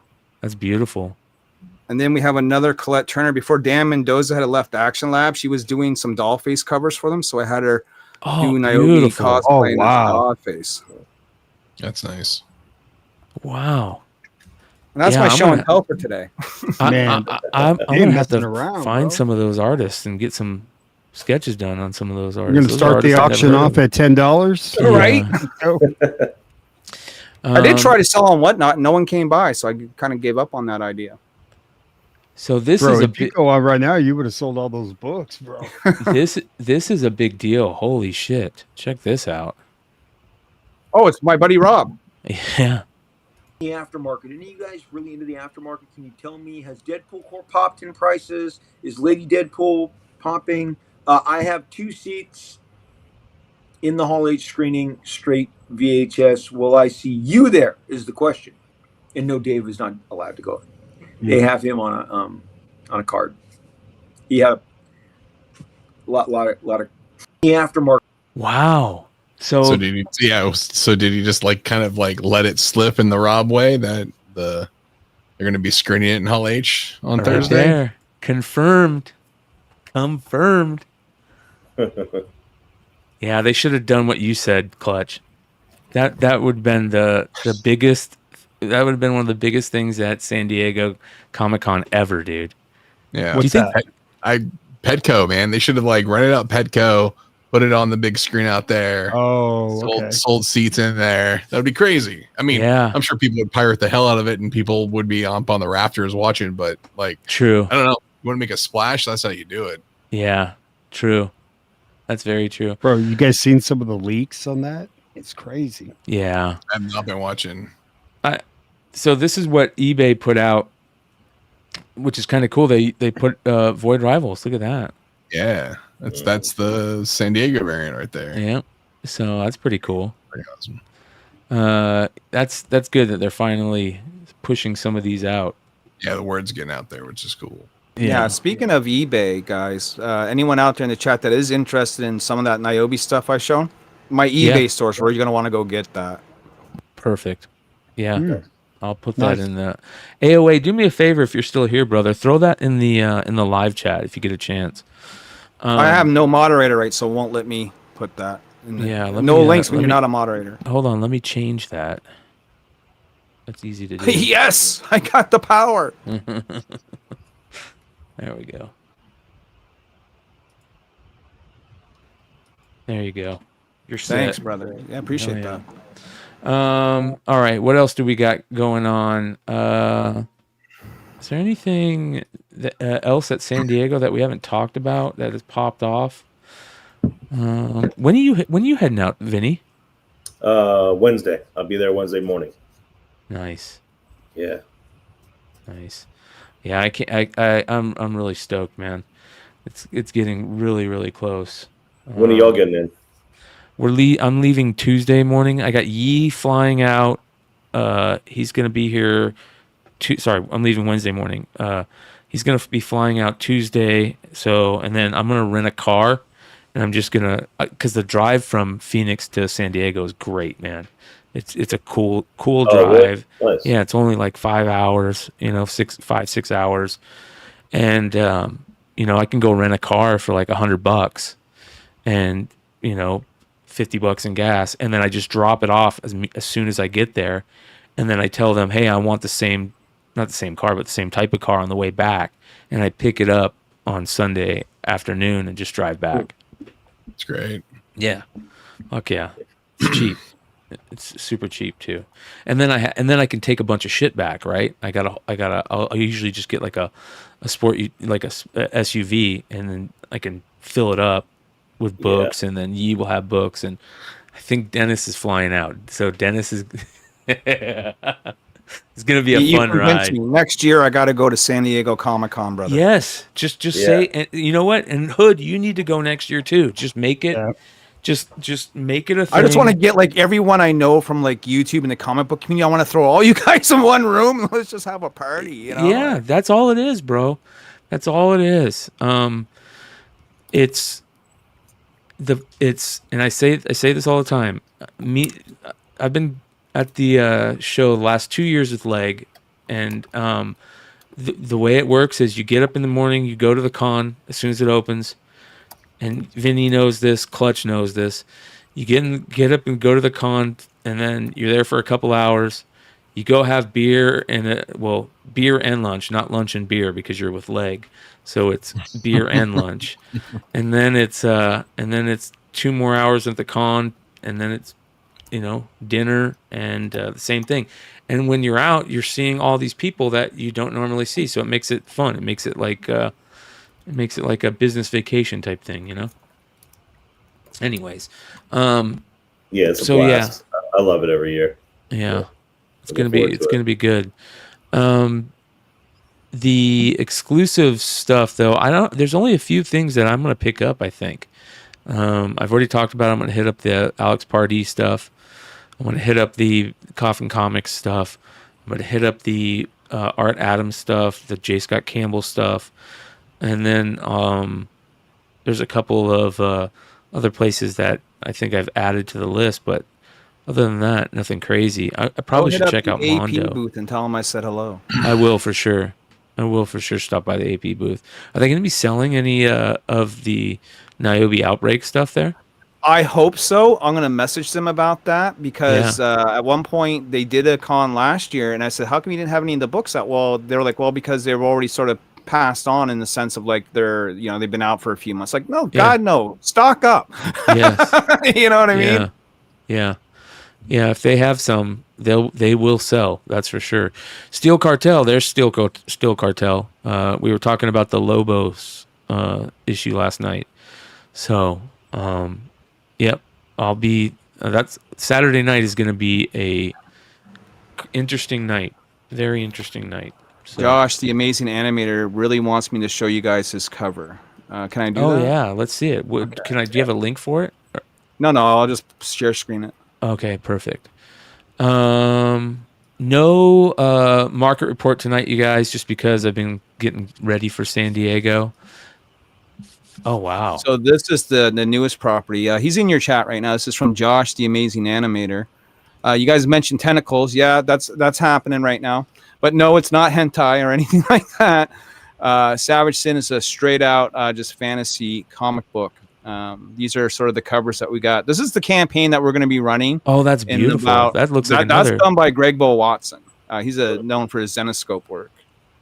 Yeah. That's Jen Leonard, also known for her Zenoscope work. That's interior artist Gerardo Garcia. He's done a lot of Zenoscope stuff, like interiors for like Robin Hood and things of that nature. Boom, boom, boom, boom, boom. That's Keith Garvey. I got that as a flag on my wall right now. That's dope. Legit, man. Yeah, Mama! Cool. Yeah. Beautiful. And then that's John Stintsman's cover. That was the late arrival. Wow, that's actually really good. Like that? Yeah. Yeah, John's kicking it out of the park, man. This is gonna be a really great campaign. So can't wait to do that. Oh, that's go back to that to the one before this. Yeah, that one. Like that's that? Cool. Should I run that on the campaign? This was just like work that was half done, and I just saved the file, right? But yeah, but I could run that cover, with like Josh. What do you think? Should I run your cover black and white, Josh? Let me know in the chat. Like if 100%. People would buy it, I would run it. But I was never sure about these sketch cover variants. I think that would sell. Yeah. Jesse says $50 gas Phoenix to San Diego. Well, it's going to be $50 now because I can make Yi and Dennis pay for. Now, would you part of guys do it with or without the logo? What do you guys think? With or without the logo? With. I kind of like the trade in the background. The So color. do I. Yeah. It doesn't take away from the art because you have it in the background. Right. It looks better And with. it kind of makes it a little flashy, right? Yep. Yeah. Yep. I agree with you guys. I think that's what I'll do. You guys have convinced me. Yeah. There we go. That's beautiful. Gorgeous. That's awesome. What is your plan, Vinny, for the show? Are you going to be? Is Tilla going to be setting up at Bird City and just chilling there and signing and just chilling? I think he's gonna do. I think there's gonna be. Yeah, we're just gonna be hanging out. I mean, really, we're not really gonna be at the booth per se, but I think we might do a signing with him, and we're gonna do I think Bird City wanted to do an eBay Live with us, or eBay Live or Whatnot Live, one of those two, on Saturday, I think. So I think he's gonna be on that as well. So are you going to sign books this time? Me, I don't know. Anybody that wants to get a Vinny signed book, Yeah, I get a Vinny and Tilla, bro. I never wanted to do it, and then a couple of people asked, and I was like, damn it, I have such an ugly signature. Well, start practicing. I gotta learn how to sign VK books. or something like scratch, that, bro. You know what I mean? Like, yeah, You that's know, one of the Tilla's got, biggest like, things. a cool thing. your You've regular got, like, signature. You got to work on your new persona, comic book guy now, dude. Yeah, It'd just be VK. I know. I mean, it is VK, but it's. Oh, okay. This is the clutch book that we didn't get to see, that they didn't have on cover price. Foil version of the whole cover, which is nice. Foil. I gotta tell you, with cover price, I never knew that site existed until I saw you run through it a week or two ago, and I'm like, I gotta start using that. Like, oh yeah, they're the best, man. They're the best. Great people run that company. Good friends. Yeah. And yeah, they've been putting in hard work for many years on that site and app, and they're good people. That actually looks much better than the regular. Yeah, I think so. Yeah, that's a nice. Hey, is that Clutch in the back? Can we get Clutch to sign this? Look at that. For real, bro. It was 1 out of 500 Clutch variant. Yeah. When you I look at put it it with right, my baseball card, bro. when you look at it side by side, that's hilarious. You got the Dave Dorman Scarlet, which is gorgeous. Awesome. Yeah, Dude, I love Dave Dorman, man. yeah. Such a good dude, man. He's so fun to talk to. Like, so Hey, click on that Scarlet. Let me see it closer. hold on. Let me. Do you have this anywhere else? I can see it closer. here, you want to put it in chat? Yeah, put it in chat. There's a Dave. While you're doing that, I'm gonna pull this up. There's a Dave Dorman story that I have that I've told on here. Let's see here. Darth Vader. Long time Star Wars artist, right? So, right. So I went to Celebration one year, and Dave Dorman had the most beautiful print there. And this thing is so gorgeous, dude. It's huge. It's massive, right? It's hanging in my downstairs main TV room, and it's got this. The bottom has there's that white spot without the writing, obviously, right? And so Dave Dorman was doing sketches, and my buddy's like, my buddy ended up giving it to me, and then he's like, but I thought he was just buying it for himself. And he goes, what should I get him to sketch on it? And I go, I don't know, man. And he goes, I can't think of anything. And I go, ask him to sketch what the stormtroopers and what they're fighting on the other side. And so Dave Dorman sketched this rebel soldier shooting a gun that is so freaking beautiful in that little area right there. It's absolutely gorgeous. His pencil sketches are amazing. So if anybody's going to be on that eBay Live thing with Clutch and you ask for sketches, see if you can get him to do pencil sketches, Clutch. I don't know if he will, but Yeah, I'll see what he's up to. I'm gonna bring a couple sketch covers, and he'll probably do a couple remarks and stuff. Like, yeah, it's gonna be fun. I put those in the Gmail chat. Okay. Yeah, this is absolutely amazing. Hold on here. Well, let me- yeah, What do you you need got it. a PS5, dude? Ooh. Get that go get that graded. Yeah. No shit, dude. I got 3 of these, dude. I want another one at my at my job, dude. Let me ask you guys. It sounds like most of you guys are going to the San Diego Comic-Con. What is it that you're looking forward to the most? Like the one thing that you can do, or the one person you want to meet, or the one book you want to get. Like what is the most exciting part for you guys at the San Diego Comic-Con?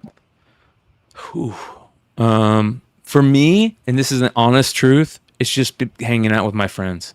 God, you stole my answer. Yeah. I was like, I gotta hang out with McClay and Lake. Okay, and but let's Yeet, skip those that. Let's things, like talk event-wise. Is Fuck there a that, man. panel you Hang want out to with J. see? An Scott artist Campbell, you want to dude. meet? Is there? I'm book looking you forward wanna to check out? going to the Dynamite panel because Dynamite's having an anniversary panel. So I'm looking forward to meeting Nick and talking to him in person. So I'm looking forward to going to that.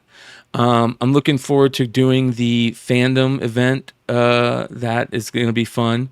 I'm looking forward to the Bad Idea Tiki Party. That's going to be fun. I'm looking forward to. I don't know if I'm going to get into too many panels. If there's some chance I get into Hall H, that would be amazing. I would love to see the movie. I mean, and I quit going to Hall H many years ago, back when I was first going to this, because it just got too crazy. There's no chance you're going to Hall H. I know, but there could be a small chance. A small chance. What are they doing? A Deadpool screening there? Yeah, they're doing a Deadpool screening. Yep. Is Rob going to be in there? Yep. Hey, 100%. go, come watch Deadpool with me, okay? Clutch, what about you, dude? I mean, honestly, like, yeah, all the parties and stuff are fun. But I think honestly for me at this point, I mean, goddamn, I got J. Scott Campbell, I got Mark Silvestri, I got Robert. Look how Kirkman. giddy he is. I'd be like that too. I'd be like, yes. It's so cool, man. And then also, like, I don't know, like Ollie's gonna have Art Adams, and I'm gonna get to meet see these guys, and it's fun to see them outside of the con floor because they get to just kind of like you get to chill for a little bit. Oh man, look at the Yeah, you're gonna meet that legends, Scarlet is so brother. good, dude. Yeah, Dave Dorman. Dude, that is fucking awesome, dude. Yeah, it's Are so you good. kidding me, dude? That is good, man. Yeah. So that'll be for Dave Dorman to Stein. Yeah, The Trade. Destro. Dang, dude. Snake is dope. This is this one's ridiculous. So Yeah. this is Ryan Barry, who is like, this guy is out of this world. His detail on his art is so crazy. I'm so Is glad that- Shockwave's there. He's one of my favorites. Yeah. Yeah, This and is I think this is beautiful. the first time that they haven't had Hot Rod on a cover yet. Uh-uh. So he was in the free Void comic book Rivals? day special they did, and he's now in Man, the everybody is bringing it this year, dude. Yeah. Like, Have wow. you guys read the latest Transformers? Mm-mm. I did I read haven't. this last one. Yeah, It's taken this crazy turn that is very interesting. The shit that Shockwave is doing is super crazy interesting. Yeah. So, yeah, that's gonna be gorgeous. That's cool. This right here is interesting. What's this? Oh, this is cool. So Frankenstein. So Skybound has the Universal Monsters license, and they did like Dracula, and they did Creature from the Black Lagoon, and so they're launching Frankenstein soon. And so this is an ash can. This is a pretty wild one because it's a permit of 500, and I think I had some pretty heavy damages, so they might be fixing it. If not, then it's going to be crazy limited if I don't get replacements. So there you guys go. Booth 11. But yeah, Michael Walsh did the cover and the art, and this cover is so. I mean, you get all three monsters on there. So cool. It looks rad. Yeah, that's beautiful. That's gorgeous. And then, of course, the This is- G.I. Joe ash can. The G.I. Joe ash can, and then the other image is the back cover actually, and apparently all their heads are spot foil too. Oh wow! Really? That Well, dude, yeah, that'll pop, dude. Yeah. So I'm excited to see it because if it comes out anything like the ones we had for Duke one from New York Comic Con. That spot foil looked awesome. So these are arriving tomorrow. So I'm I'm going to see them almost as soon as anybody else does. So I'm very interested. That's going to be beautiful, dude. Yes, that'll be in foil. The stock logo, I think. That's going to be gorgeous. This is going to be perfect for autographs. And they showed the Arashikage one. Oh, yeah. Imagine the remarks you could get on that. Yeah. Yeah, the Arashikage one apparently is going to be a Skybound store exclusive that'll go up on Friday morning as well. So I believe it's an edition of 1,000. So it'll be on their web store. Are they going to sell any at the con? So the only ones are of the Arashikage, I don't believe so. Oh, wow.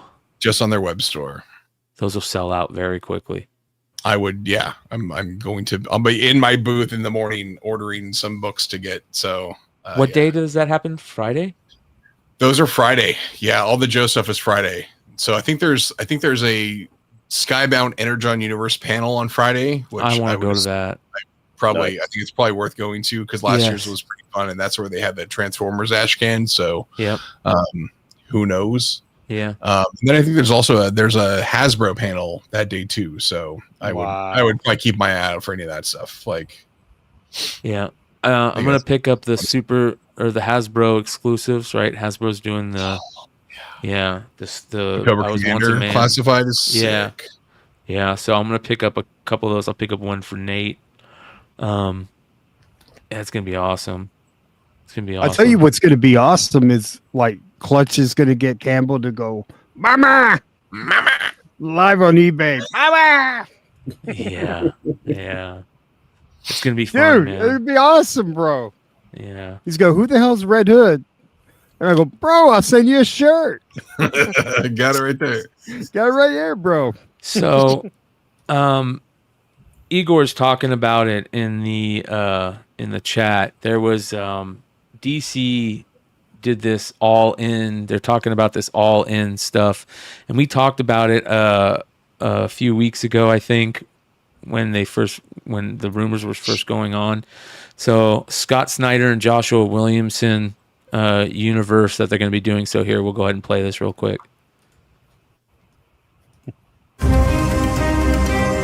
Hey everybody, my name is Joshua Williamson, and I'm here to talk to you about an exciting initiative coming to DC Comics in October.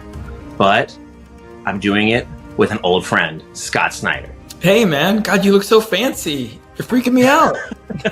Well, this is my show, and you're my guest, right? I'm the host, you're my guest, so we're here to talk about comic books. So let's talk to everybody about All In. This is something we've been working on forever. We've been working on it for a couple years behind the scenes with some incredible creators, and we're just... Look at that, he's got the cover. That's awesome. So excited to bring it to you. So what is All In? Like, All In is the biggest initiative that DC has done in the better part of a decade, honestly. Josh and I have both been really lucky over the years at DC to be a part of a couple initiatives. The difference between sort of an initiative and an event, also, an event is like a big blockbuster story that creates a couple open spaces. But an initiative is a moment when the entire company comes together to kind of create a moment, like a seismic tectonic moment at the company that sort of redefines it and tells one big story that invites everybody in to celebrate comics at once. And that's sort of what All In is going to be. Every initiative has its purpose. And for us, I'm glad that Darkseid's a part of it. All In is a rallying cry. All In is about reminding everybody that this medium, that comics, is where the biggest stories are told. It's where the characters are reborn, renewed, where the biggest legacy storytelling happens over and over and over. It's the greatest continuing story in the world.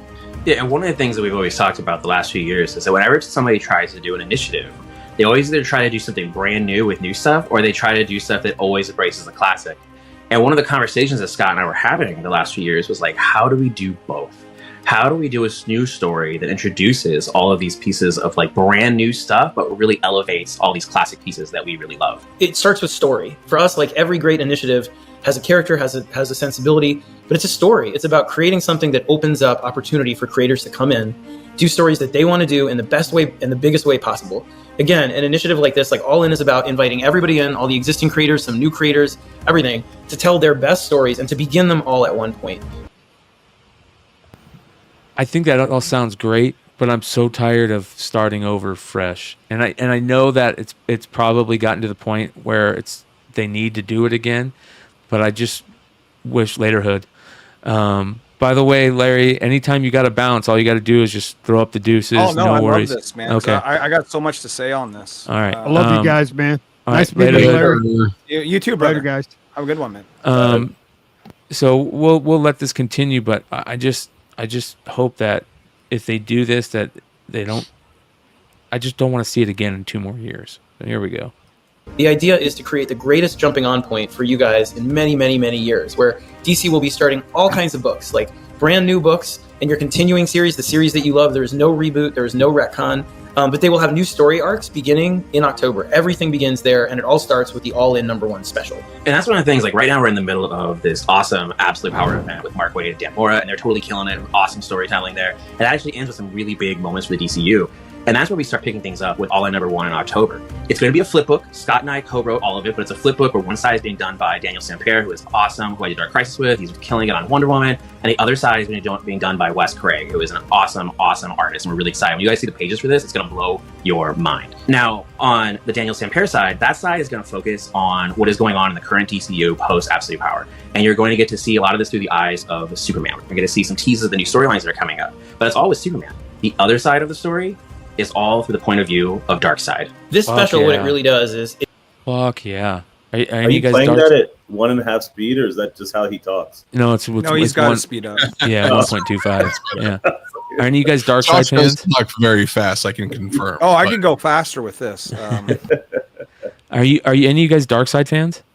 Yeah. You know, I like him, but I mean, I've never been a big DC guy per se anyway, but when I watched the DC animated stuff and he's in it, I like it.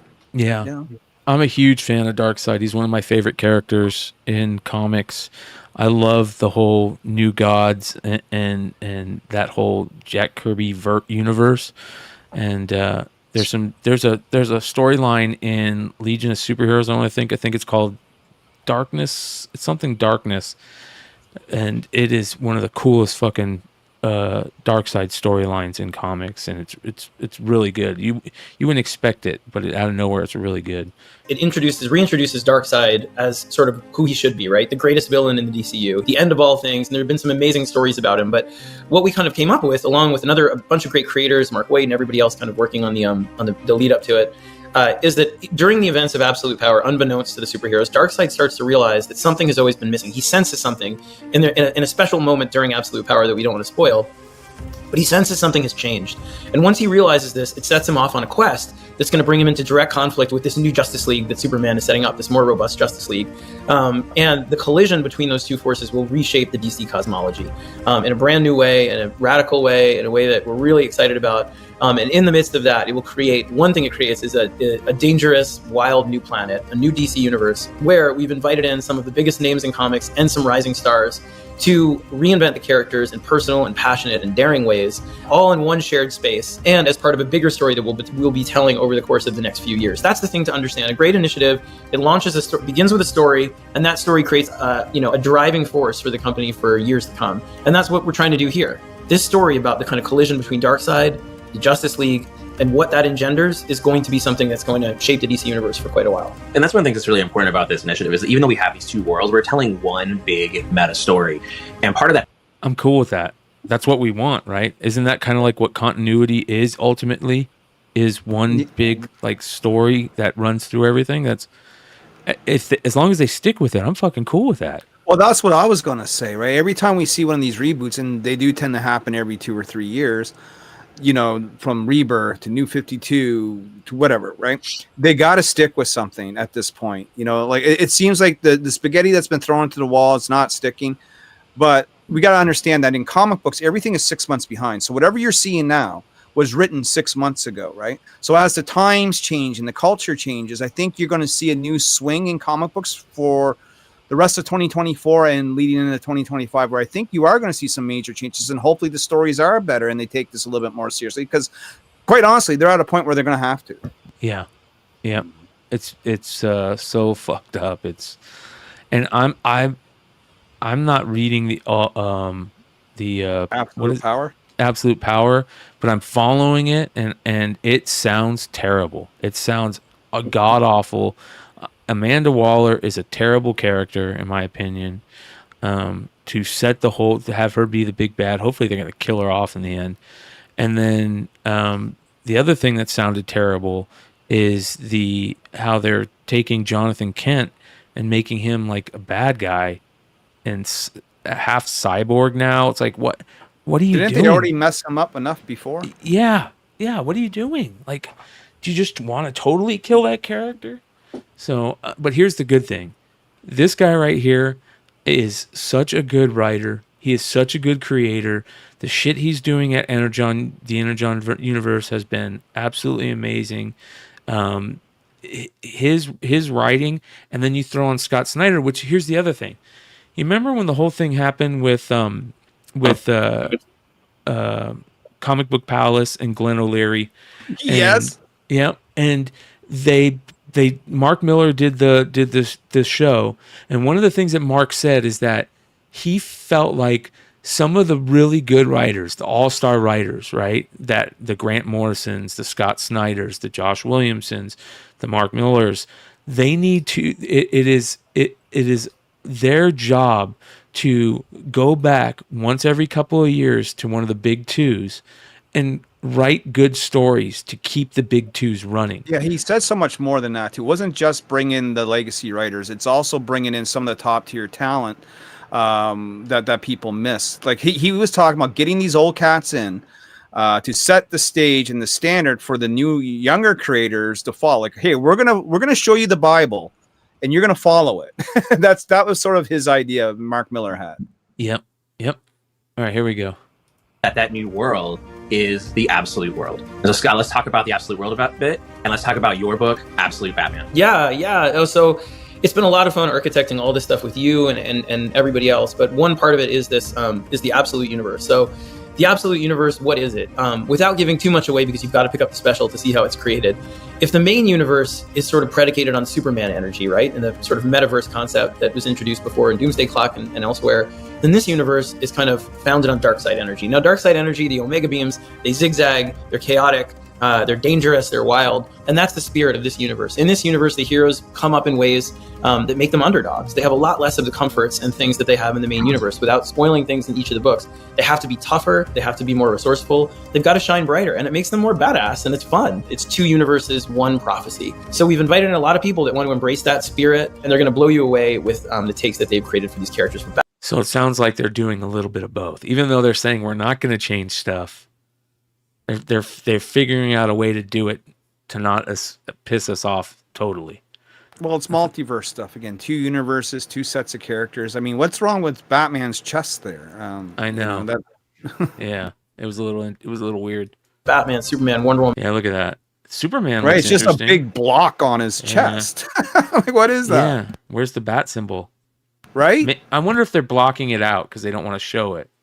No, I think that I'm pretty sure that's it. They've shown Nick Dragata's like sketch art and stuff. It's like just a weird blocky thing, and I love Nick's art, and so it's a very stylized thing. And I think as we get through it and they release more, then we'll be able to it's hard to kind of get a hot takes right off of two pieces of key art that are tossed out there. Yeah, I like the long bat ears. I always thought the long bat ears were cool on Batman. The old school Kelly Jones style. The Superman looks interesting. The Wonder Woman looks it doesn't look bad. She looks I like how she's got the tribal markings on her, I think that's cool. We'll see. It looks like she's got the whole Tarna from Heavy Metal thing going on. Yeah. 78 said that's a terrible bat symbol. It's like a box. It looks like they dropped a splotch of ink on them. Yeah. Well, we'll see. And on. Can't wait for you to see what we came up with. When you guys see Nick Dragata's art on Absolute Batman, it is going to blow your mind. It is primal. This is not the Batman you know. He is a beast, and it's really, really exciting. And one of the things that we've been talking about, you might have heard us say Superman a lot. And Superman is going to be a really important part of the stories moving forward, past all in. And I am still going to be writing Superman. I'll be writing the main Superman title. And now I'll be joined by Dan Mora, the artist, one of the best artists at DC, will come in and play with me on Superman for a while. That's perfect. Yeah, perfect. No problems there. Yep. And we're going to be doing some really big new stories on Superman. One of the things is we're going to be introducing a new Superwoman. That'll be a big mystery of who the new Superwoman. Where's Hood? Where's Hood? Mama. Yep. Wonder Woman is and how she got her powers, but also we're going to have the return of Doomsday. One of my favorite comics of all time is Death of Superman, and getting to play with Doomsday and doing some really cool big action sequences of Doomsday is very, very exciting, and there's going to be one of the biggest stories I've ever done at DC will be in the Superman title. One of the things along with doing Superman is, like Scott said earlier, we're going to be doing a lot of new stories starting in October. There'll be a bunch of jumping on points across the entire line. For me, when I came back to DC with Rebirth and I was working on Flash, I felt like I was a new kid. And one of the best parts of the last few years has been watching all of these new talent, new creators coming into the DCU. And one of the things that's the best part about doing a new initiative is that what I've learned is that initiatives create opportunities. And it's been really awesome watching a lot of these new creators grab this opportunity and run with it and tell some really, really amazing stories. And so you're going to get a lot of new books, new creative teams, and new stories starting up in October. The biggest thing we want to kind of communicate to you guys is this is not a retcon or a reboot or something like that. It's a celebration and expansion of the great storytelling that's been happening at DC. What it is it's an invitation to jump in. What we were able to kind of do is create a story that in October will have every book starting a new arc. Some of them are continuing on the sort of storylines that they've been on, but it will be a jumping on point. Some of them will be brand new books over in the Absolute Universe. There'll be new books in the main universe. We're going to have brand new origin stories from October on. Everywhere you look at DC Comics will be a story beginning, a place to start. There'll be incentives for retailers that will reveal at San Diego. There'll be incentives for you guys that will Boom. There we go. That's cool. Reveal at San Diego. But the goal of this, like I said at the beginning of this, is All In is a rallying cry. It's saying comics are awesome. Comics have been awesome. Comics will always be awesome. It will be the place where you can tell the biggest and best stories with these characters ever. And what we want is to communicate to you that right now we're all in as a company. All the creators, all the editors, everybody has bought into this idea of let's all take our biggest swing together at one moment because we haven't done it in a while. Let's all launch our biggest stories, whether they're radical reinventions of the characters, whether they're continuing awesome legacy stories that are happening in the main DCU. Let's do all of it at once, all over the course of this period. We are all in. It's all in the books. It's all in the stores, and we're all in it together as fans and as creators, as retailers, and everybody in the industry to say comics is awesome, and it always has been and it always will be, but this moment in particular is going to be more awesome than you can even imagine. And like this right here, everything we're talking about, this is just the tip of the iceberg. Like this is just the beginning of what All In is and everything we're going to be talking to you about. There's going to be a lot of announcements this week. A lot of really cool stuff is going to be teased this week. And then we're going to get to San Diego Comic-Con, and there will be a lot of really, really great stuff at San Diego Comic-Con. We have a panel on Thursday at 12:45 at San Diego Comic-Con. You got to make sure you go to that. Like there's a lot of really cool stuff that's going to be coming to DC in October. And it all starts with DC All In Special #1. There we go. There we go. Well, he said something that scared me though. Radical reconstruction of characters. Please don't go too radical here. Yeah. Yeah, keep crazy. Yeah, keep the what we know of Superman is, what we know Batman is, what we know. Don't change that up so much. Like I get it. They want to give new readers a place to jump on because one of the biggest complaints that we hear in comics, especially from younger readers, especially those that read manga, is that they're used to things in binge and in order, and they look at it and go, "Oh my God, this is 622 of Superman. Where the hell do I go?" You know what I mean? So I get it that they want to do that. The problem is, and I think that you said it yourself, is do we look at another reboot in 2 years? Yeah. This to me doesn't sound like I mean, I hope it's good, but it sounds like a desperation tactic to me, right? To save the dying mainstream. I'm all about promoting outside of Marvel and DC myself, right? I'm all about promoting what we're doing with the Antarctic Press and the Superverse, which is the same thing. We're bringing in creators to come play in our sandbox and cross over with our heroes and what it is that we do. We actually offer a true alternative to Marvel and DC, which have been fumbling the ball in many ways for many years. Yeah, for sure. I think so. I mean, that's why we're so excited about Blood Hunt. That's why we're so excited about books like Doom. Because there hasn't been those books at the big two lately where we've geeked out about because it has been so bad. So, I mean, you have one guy in the chat there saying he only gets one book from DC now, and that's the main Batman title. Yep. There's a lot of people like that. That there's a lot of people that watch Beyond Wednesdays that don't even read their books anymore. They're just buying to collect at this point. And I think that's been one of the important things that I've really done is to try and say, okay, I'm going to read more this year. I'm going to do my best to pick up more titles, get into them, be excited about them.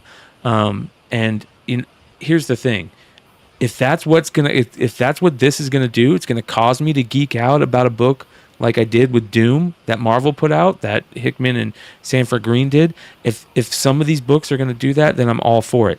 Just like we said, don't just jump off this again in 2 years. Well, the rest of the industry depends on Marvel and DC doing well. Because if Marvel and DC are doing well, comics in general are doing well. More comics are selling. More people are coming to the shops, right? When someone comes in to buy their Spider-Man, I hope that they see my book and pick it up as well, you know?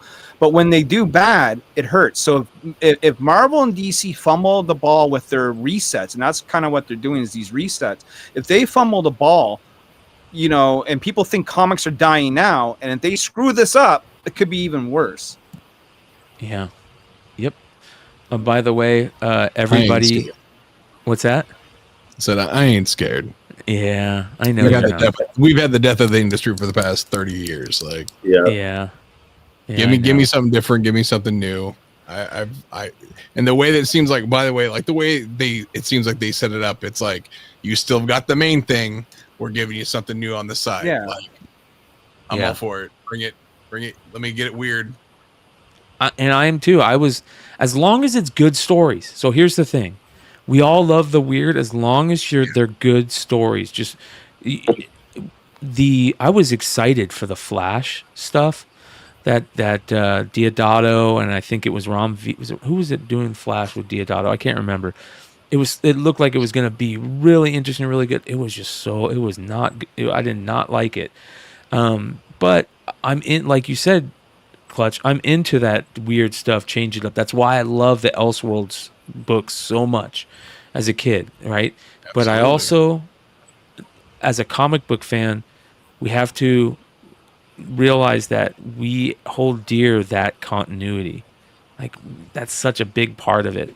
And well, that's what I worry about this DC initiative. How much are, like, if they're bringing in new creators to do whatever, essentially what he says is whatever you want, does that mean you throw canon out the window? Yeah, I hope not. I think there's still a lot to read. I think post Comic-Con, I think we'll have a better idea. Like, that'd be cool. They're going to announce more stuff on the panel. It seems like then we'll have a better idea. Yeah. Well, there's Absolute Green Lantern that they're going to release, Absolute Martian Manhunter. So we're going to have those two, which is cool. I want those characters. I love the big three, but I'm a huge Green Lantern fan. I want to see Green Lantern stories. You know, my favorite all-time stories are those Rebirth, Jeff Johns, Van Sciver, big, huge magnum opuses. You know, I like Pie. Yeah, and you know, those as long and I think 78 Point said it in here that we're all gonna be comparing the art to Capullo, Batman art to Capullo for the years to come, until that comes. And this could be this arc, right? That could be this arc that makes us go, okay, now we're all gonna compare it to this. Who's the artist again, Clutch? Nick Dragata. East West. Okay. So Nick Dragata, we could all be in the future saying, instead of Capullo, we could be saying we're comparing it to Nick Dragata, because if the story is good too, holy shit. It's kind of like they say, right? There's that saying that you can, in the audio and visual world, you can have the most shit director of photography and visuals, but if the audio is amazing, people will sit there and watch it. But if you flip that, if you have the most amazing visuals but shit audio, people will get up and walk out. And I feel that way with comics, right?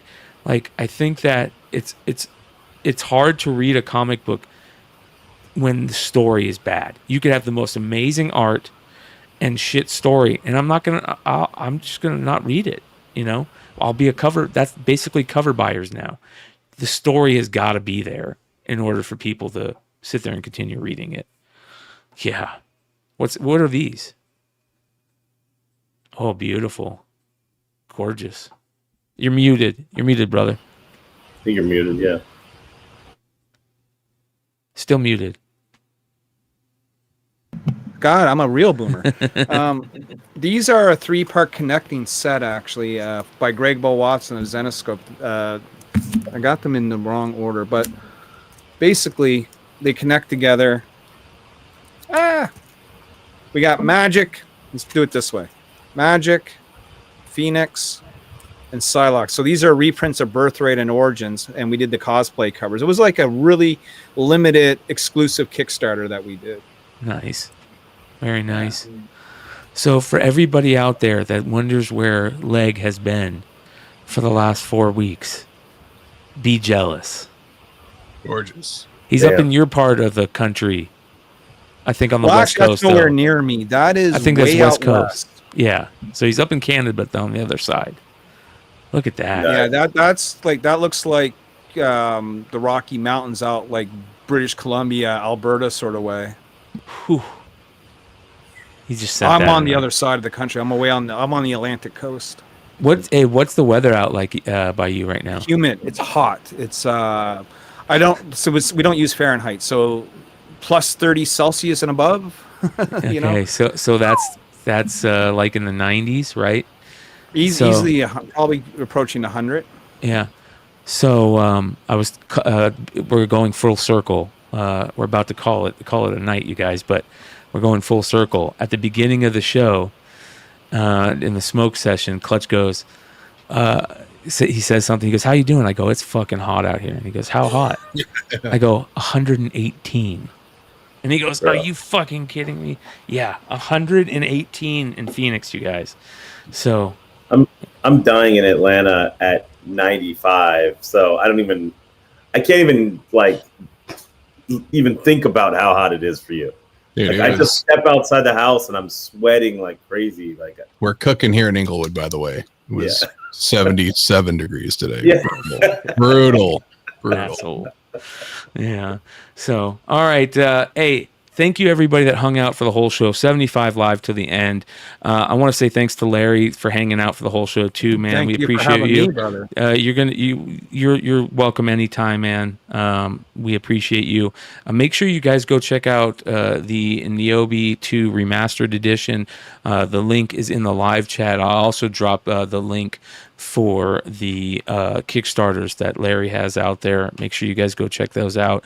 Go sub up to Larry's YouTube channel. It is awesome. He does content constantly. How many nights a week are you doing content over there? I want to bring it down because I've been on almost every night. I'm starting to get the live stream burnout. Yes. You know what I mean? Yes. But what I need to do is start doing like 10 to 15 minute videos, like pre-recorded videos, because that's actually what gets you the subscribers. And when I was doing that, my channel was growing.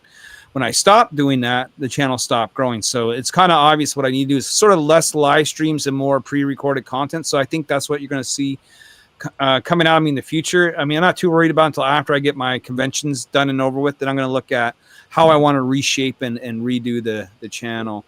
As far as anyone wondering what Nyobi's about, if you like X-Men, it's female X-Men. That's what I do. All the people that have abilities in my world, they're all female. Males don't have powers. They can't get them. That's actually interesting. That's very interesting. And Mr. Marv says Paul Green involved? Yes, he is. He's been involved. I love to hire him again at some point. He's really busy, though, so trying to get him nailed down is a tough job. Yeah, so there are some great Paul Green covers that he's done for the Nyobi stuff, so make sure you guys go check those out. You guys can go check out Larry's eBay and pick up some of those books that... I mean, the great thing about our covers, especially like when we talk about it, like we just had an Ali Garza cover done. You know, you mentioned Paul Green. We had Randy Green, John Stintsman, a variety of different names, Keith Garvey. The thing about our books is if you are a collector, we have really low runs. These are Kickstarter books. You know, someone asked me like there was like 500 Paul Greens. We'd be lucky if there was 300. Yes, you know what I mean? Like, yes. Yeah. So that's sort of the answer there. Well, to be honest, the reason why we ask those questions is over here is because that is what we covet, right? We want those small print run books that we know are going to have some collectability, some maybe hopefully at some point some resale value if there's ever a reason to have to get rid of them. Definitely resale value. Yeah. I sold my Paul Green foil for $85 Canadian on eBay just 2 days ago. So there's definitely resale value. Yes. So make sure you guys go check that stuff out. Also, you guys, hey, San Diego, we got that coming out. Clutch booth 1101, all the eBay stuff in the eBay live sale arena. That's going to be crazy. Not just Clutch, but ANZ Comics, Drew at Wanted Comics. It's going to be a lot of amazing creators that you guys are going to be working with. Name off some of those ones there, Clutch. Man, Jessica Campbell, Robert Kirkman, Mark Silvestri, Dave Dorman, Ryan Berry. I think we're also going to have here, I'll pull up it. Art Adams is going to be there. Rose Bash, Bill Morrison. We've got Stan Sakai and Arita. Andrew Curry is going to be there as well. Aaron Bartley and Ron Garney.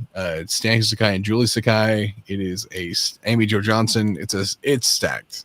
Yeah, that's crazy, man. So and it's over at the Sparks Gallery. So it's every day, I think from 10 a.m. to 7 p.m. or something like that will be open. So if you're around, come by. It's over on 6th Avenue. It's rad.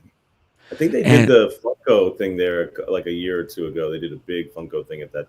Yeah, there's been a lot of stuff. Yeah. And then also eBay Live's like doing the Funko, whatever their Funko Fest, I forget what it's called, but the big massive Funko fun days thing. It's going to be massive. Shout out to Fatal J too. Fatal J is always joining. Fatal J is always joining Larry on the Nyobi. I catch him over there all the time. Fatal J's in the chat. Make sure you guys go check out his content. He's a really fun content creator to watch. And does Fatal do also comics too, right? Yeah, he's got Ninja Blast that he put out, I think, #1 on Indiegogo last year. And then he jumped to Kickstarter. Now he's doing Ninja Blast 2, which is coming to Indiegogo. And then I think after that, he's going to put it on Kickstarter. But we're also looking at having his book published with the Antarctic Press and getting that on the shelves, hopefully within a year or so. We'll Very see cool. how that all goes down. So finally, Vinny, here we go. Television, you got the Kendrick versus Drake book, Bird City Comics, as you can find at San Diego. I think it's booth 703, if I remember correctly. 703. Okay. Yep. We'll definitely spotlight them more before San Diego. You guys know we love Bird City Comics over here. They've got amazing stuff that they're going to be doing for San Diego too. Some great variants. Let's go ahead and just before we go, let's show them some love and take a quick look at the goodies that they got going on. And of course, Wanted Comics, you guys. He's got some amazing Marat Michaels Do You Poo books.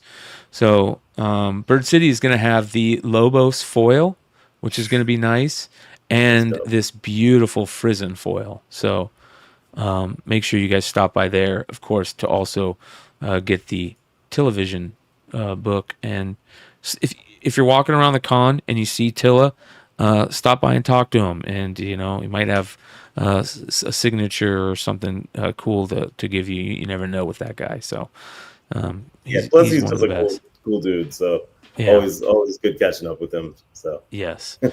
So that being said, what do I got coming up? Before we end, I want to say that thank you to everybody that's been joining me on the Whatnot sales. They've been crazy. I think I'm going to do one more big Whatnot sale before we leave, and that will probably be Sunday. So if you guys want to come and check that out, we're going to have some big graded books, I think, and a lot of cool, keys that no fluff. So check that out. Linktree is in the description. And then if you're going to be in San Diego, make sure you try and hit me up, and I'll do my best to find you and let you know if we're out and about, and we can swap. I'll buy, if you buy me a drink, I'll smoke with you. I will say that. We'll put it that way. And we'll dig out all our challenge coins. There we go. Clutch, we gotta figure out a way to get challenge coins involved. Those are actually kind of cool, bro. Those are cool things, man. I got like 2 Brian Polito challenge coins. And I do plan to bring them if I ever meet them. There we go. Very fun. Clutch, are you gonna be bringing any of your cards? You mean these guys? Yes, I do. Ooh, that's exactly what I mean. What are those? Big clutch business cards, but they're trading cards. So you've got the foil version, foil versions, and I've got this is the epic. Skybound. It's hard to see. God damn it! It's not going to focus. Yeah, focus. It's not going to do it. Anyways, they're cool. Yeah, make sure you guys pick them up. They're always fun. And then you guys, before we leave, coming up tomorrow night, We have an epic event going on over here on Beyond Wednesdays. It is a special live celebration for the industry show. 50 years collecting comic books. Brian Pulido and crew are going to be joining us. Jimmy Palmiotti, Billy Tucci, Morant Michaels, and more. Going to be hanging out with us. Brian Pulido, of course, is going to be there, and it's just going to be fun. We're going to be talking about collecting comic books and just reminiscing, and it's always fun to hear stories from these guys and talk about cool things from back in the day. That's why I do this show, to be honest. I love hearing the stories from creators and some of the best, including people like Brian Pulido. So it's going to be a lot of fun tomorrow night, 9 p.m. Eastern, here on Beyond Wednesdays. That being said, you guys, much love. We'll see you next time. Adios.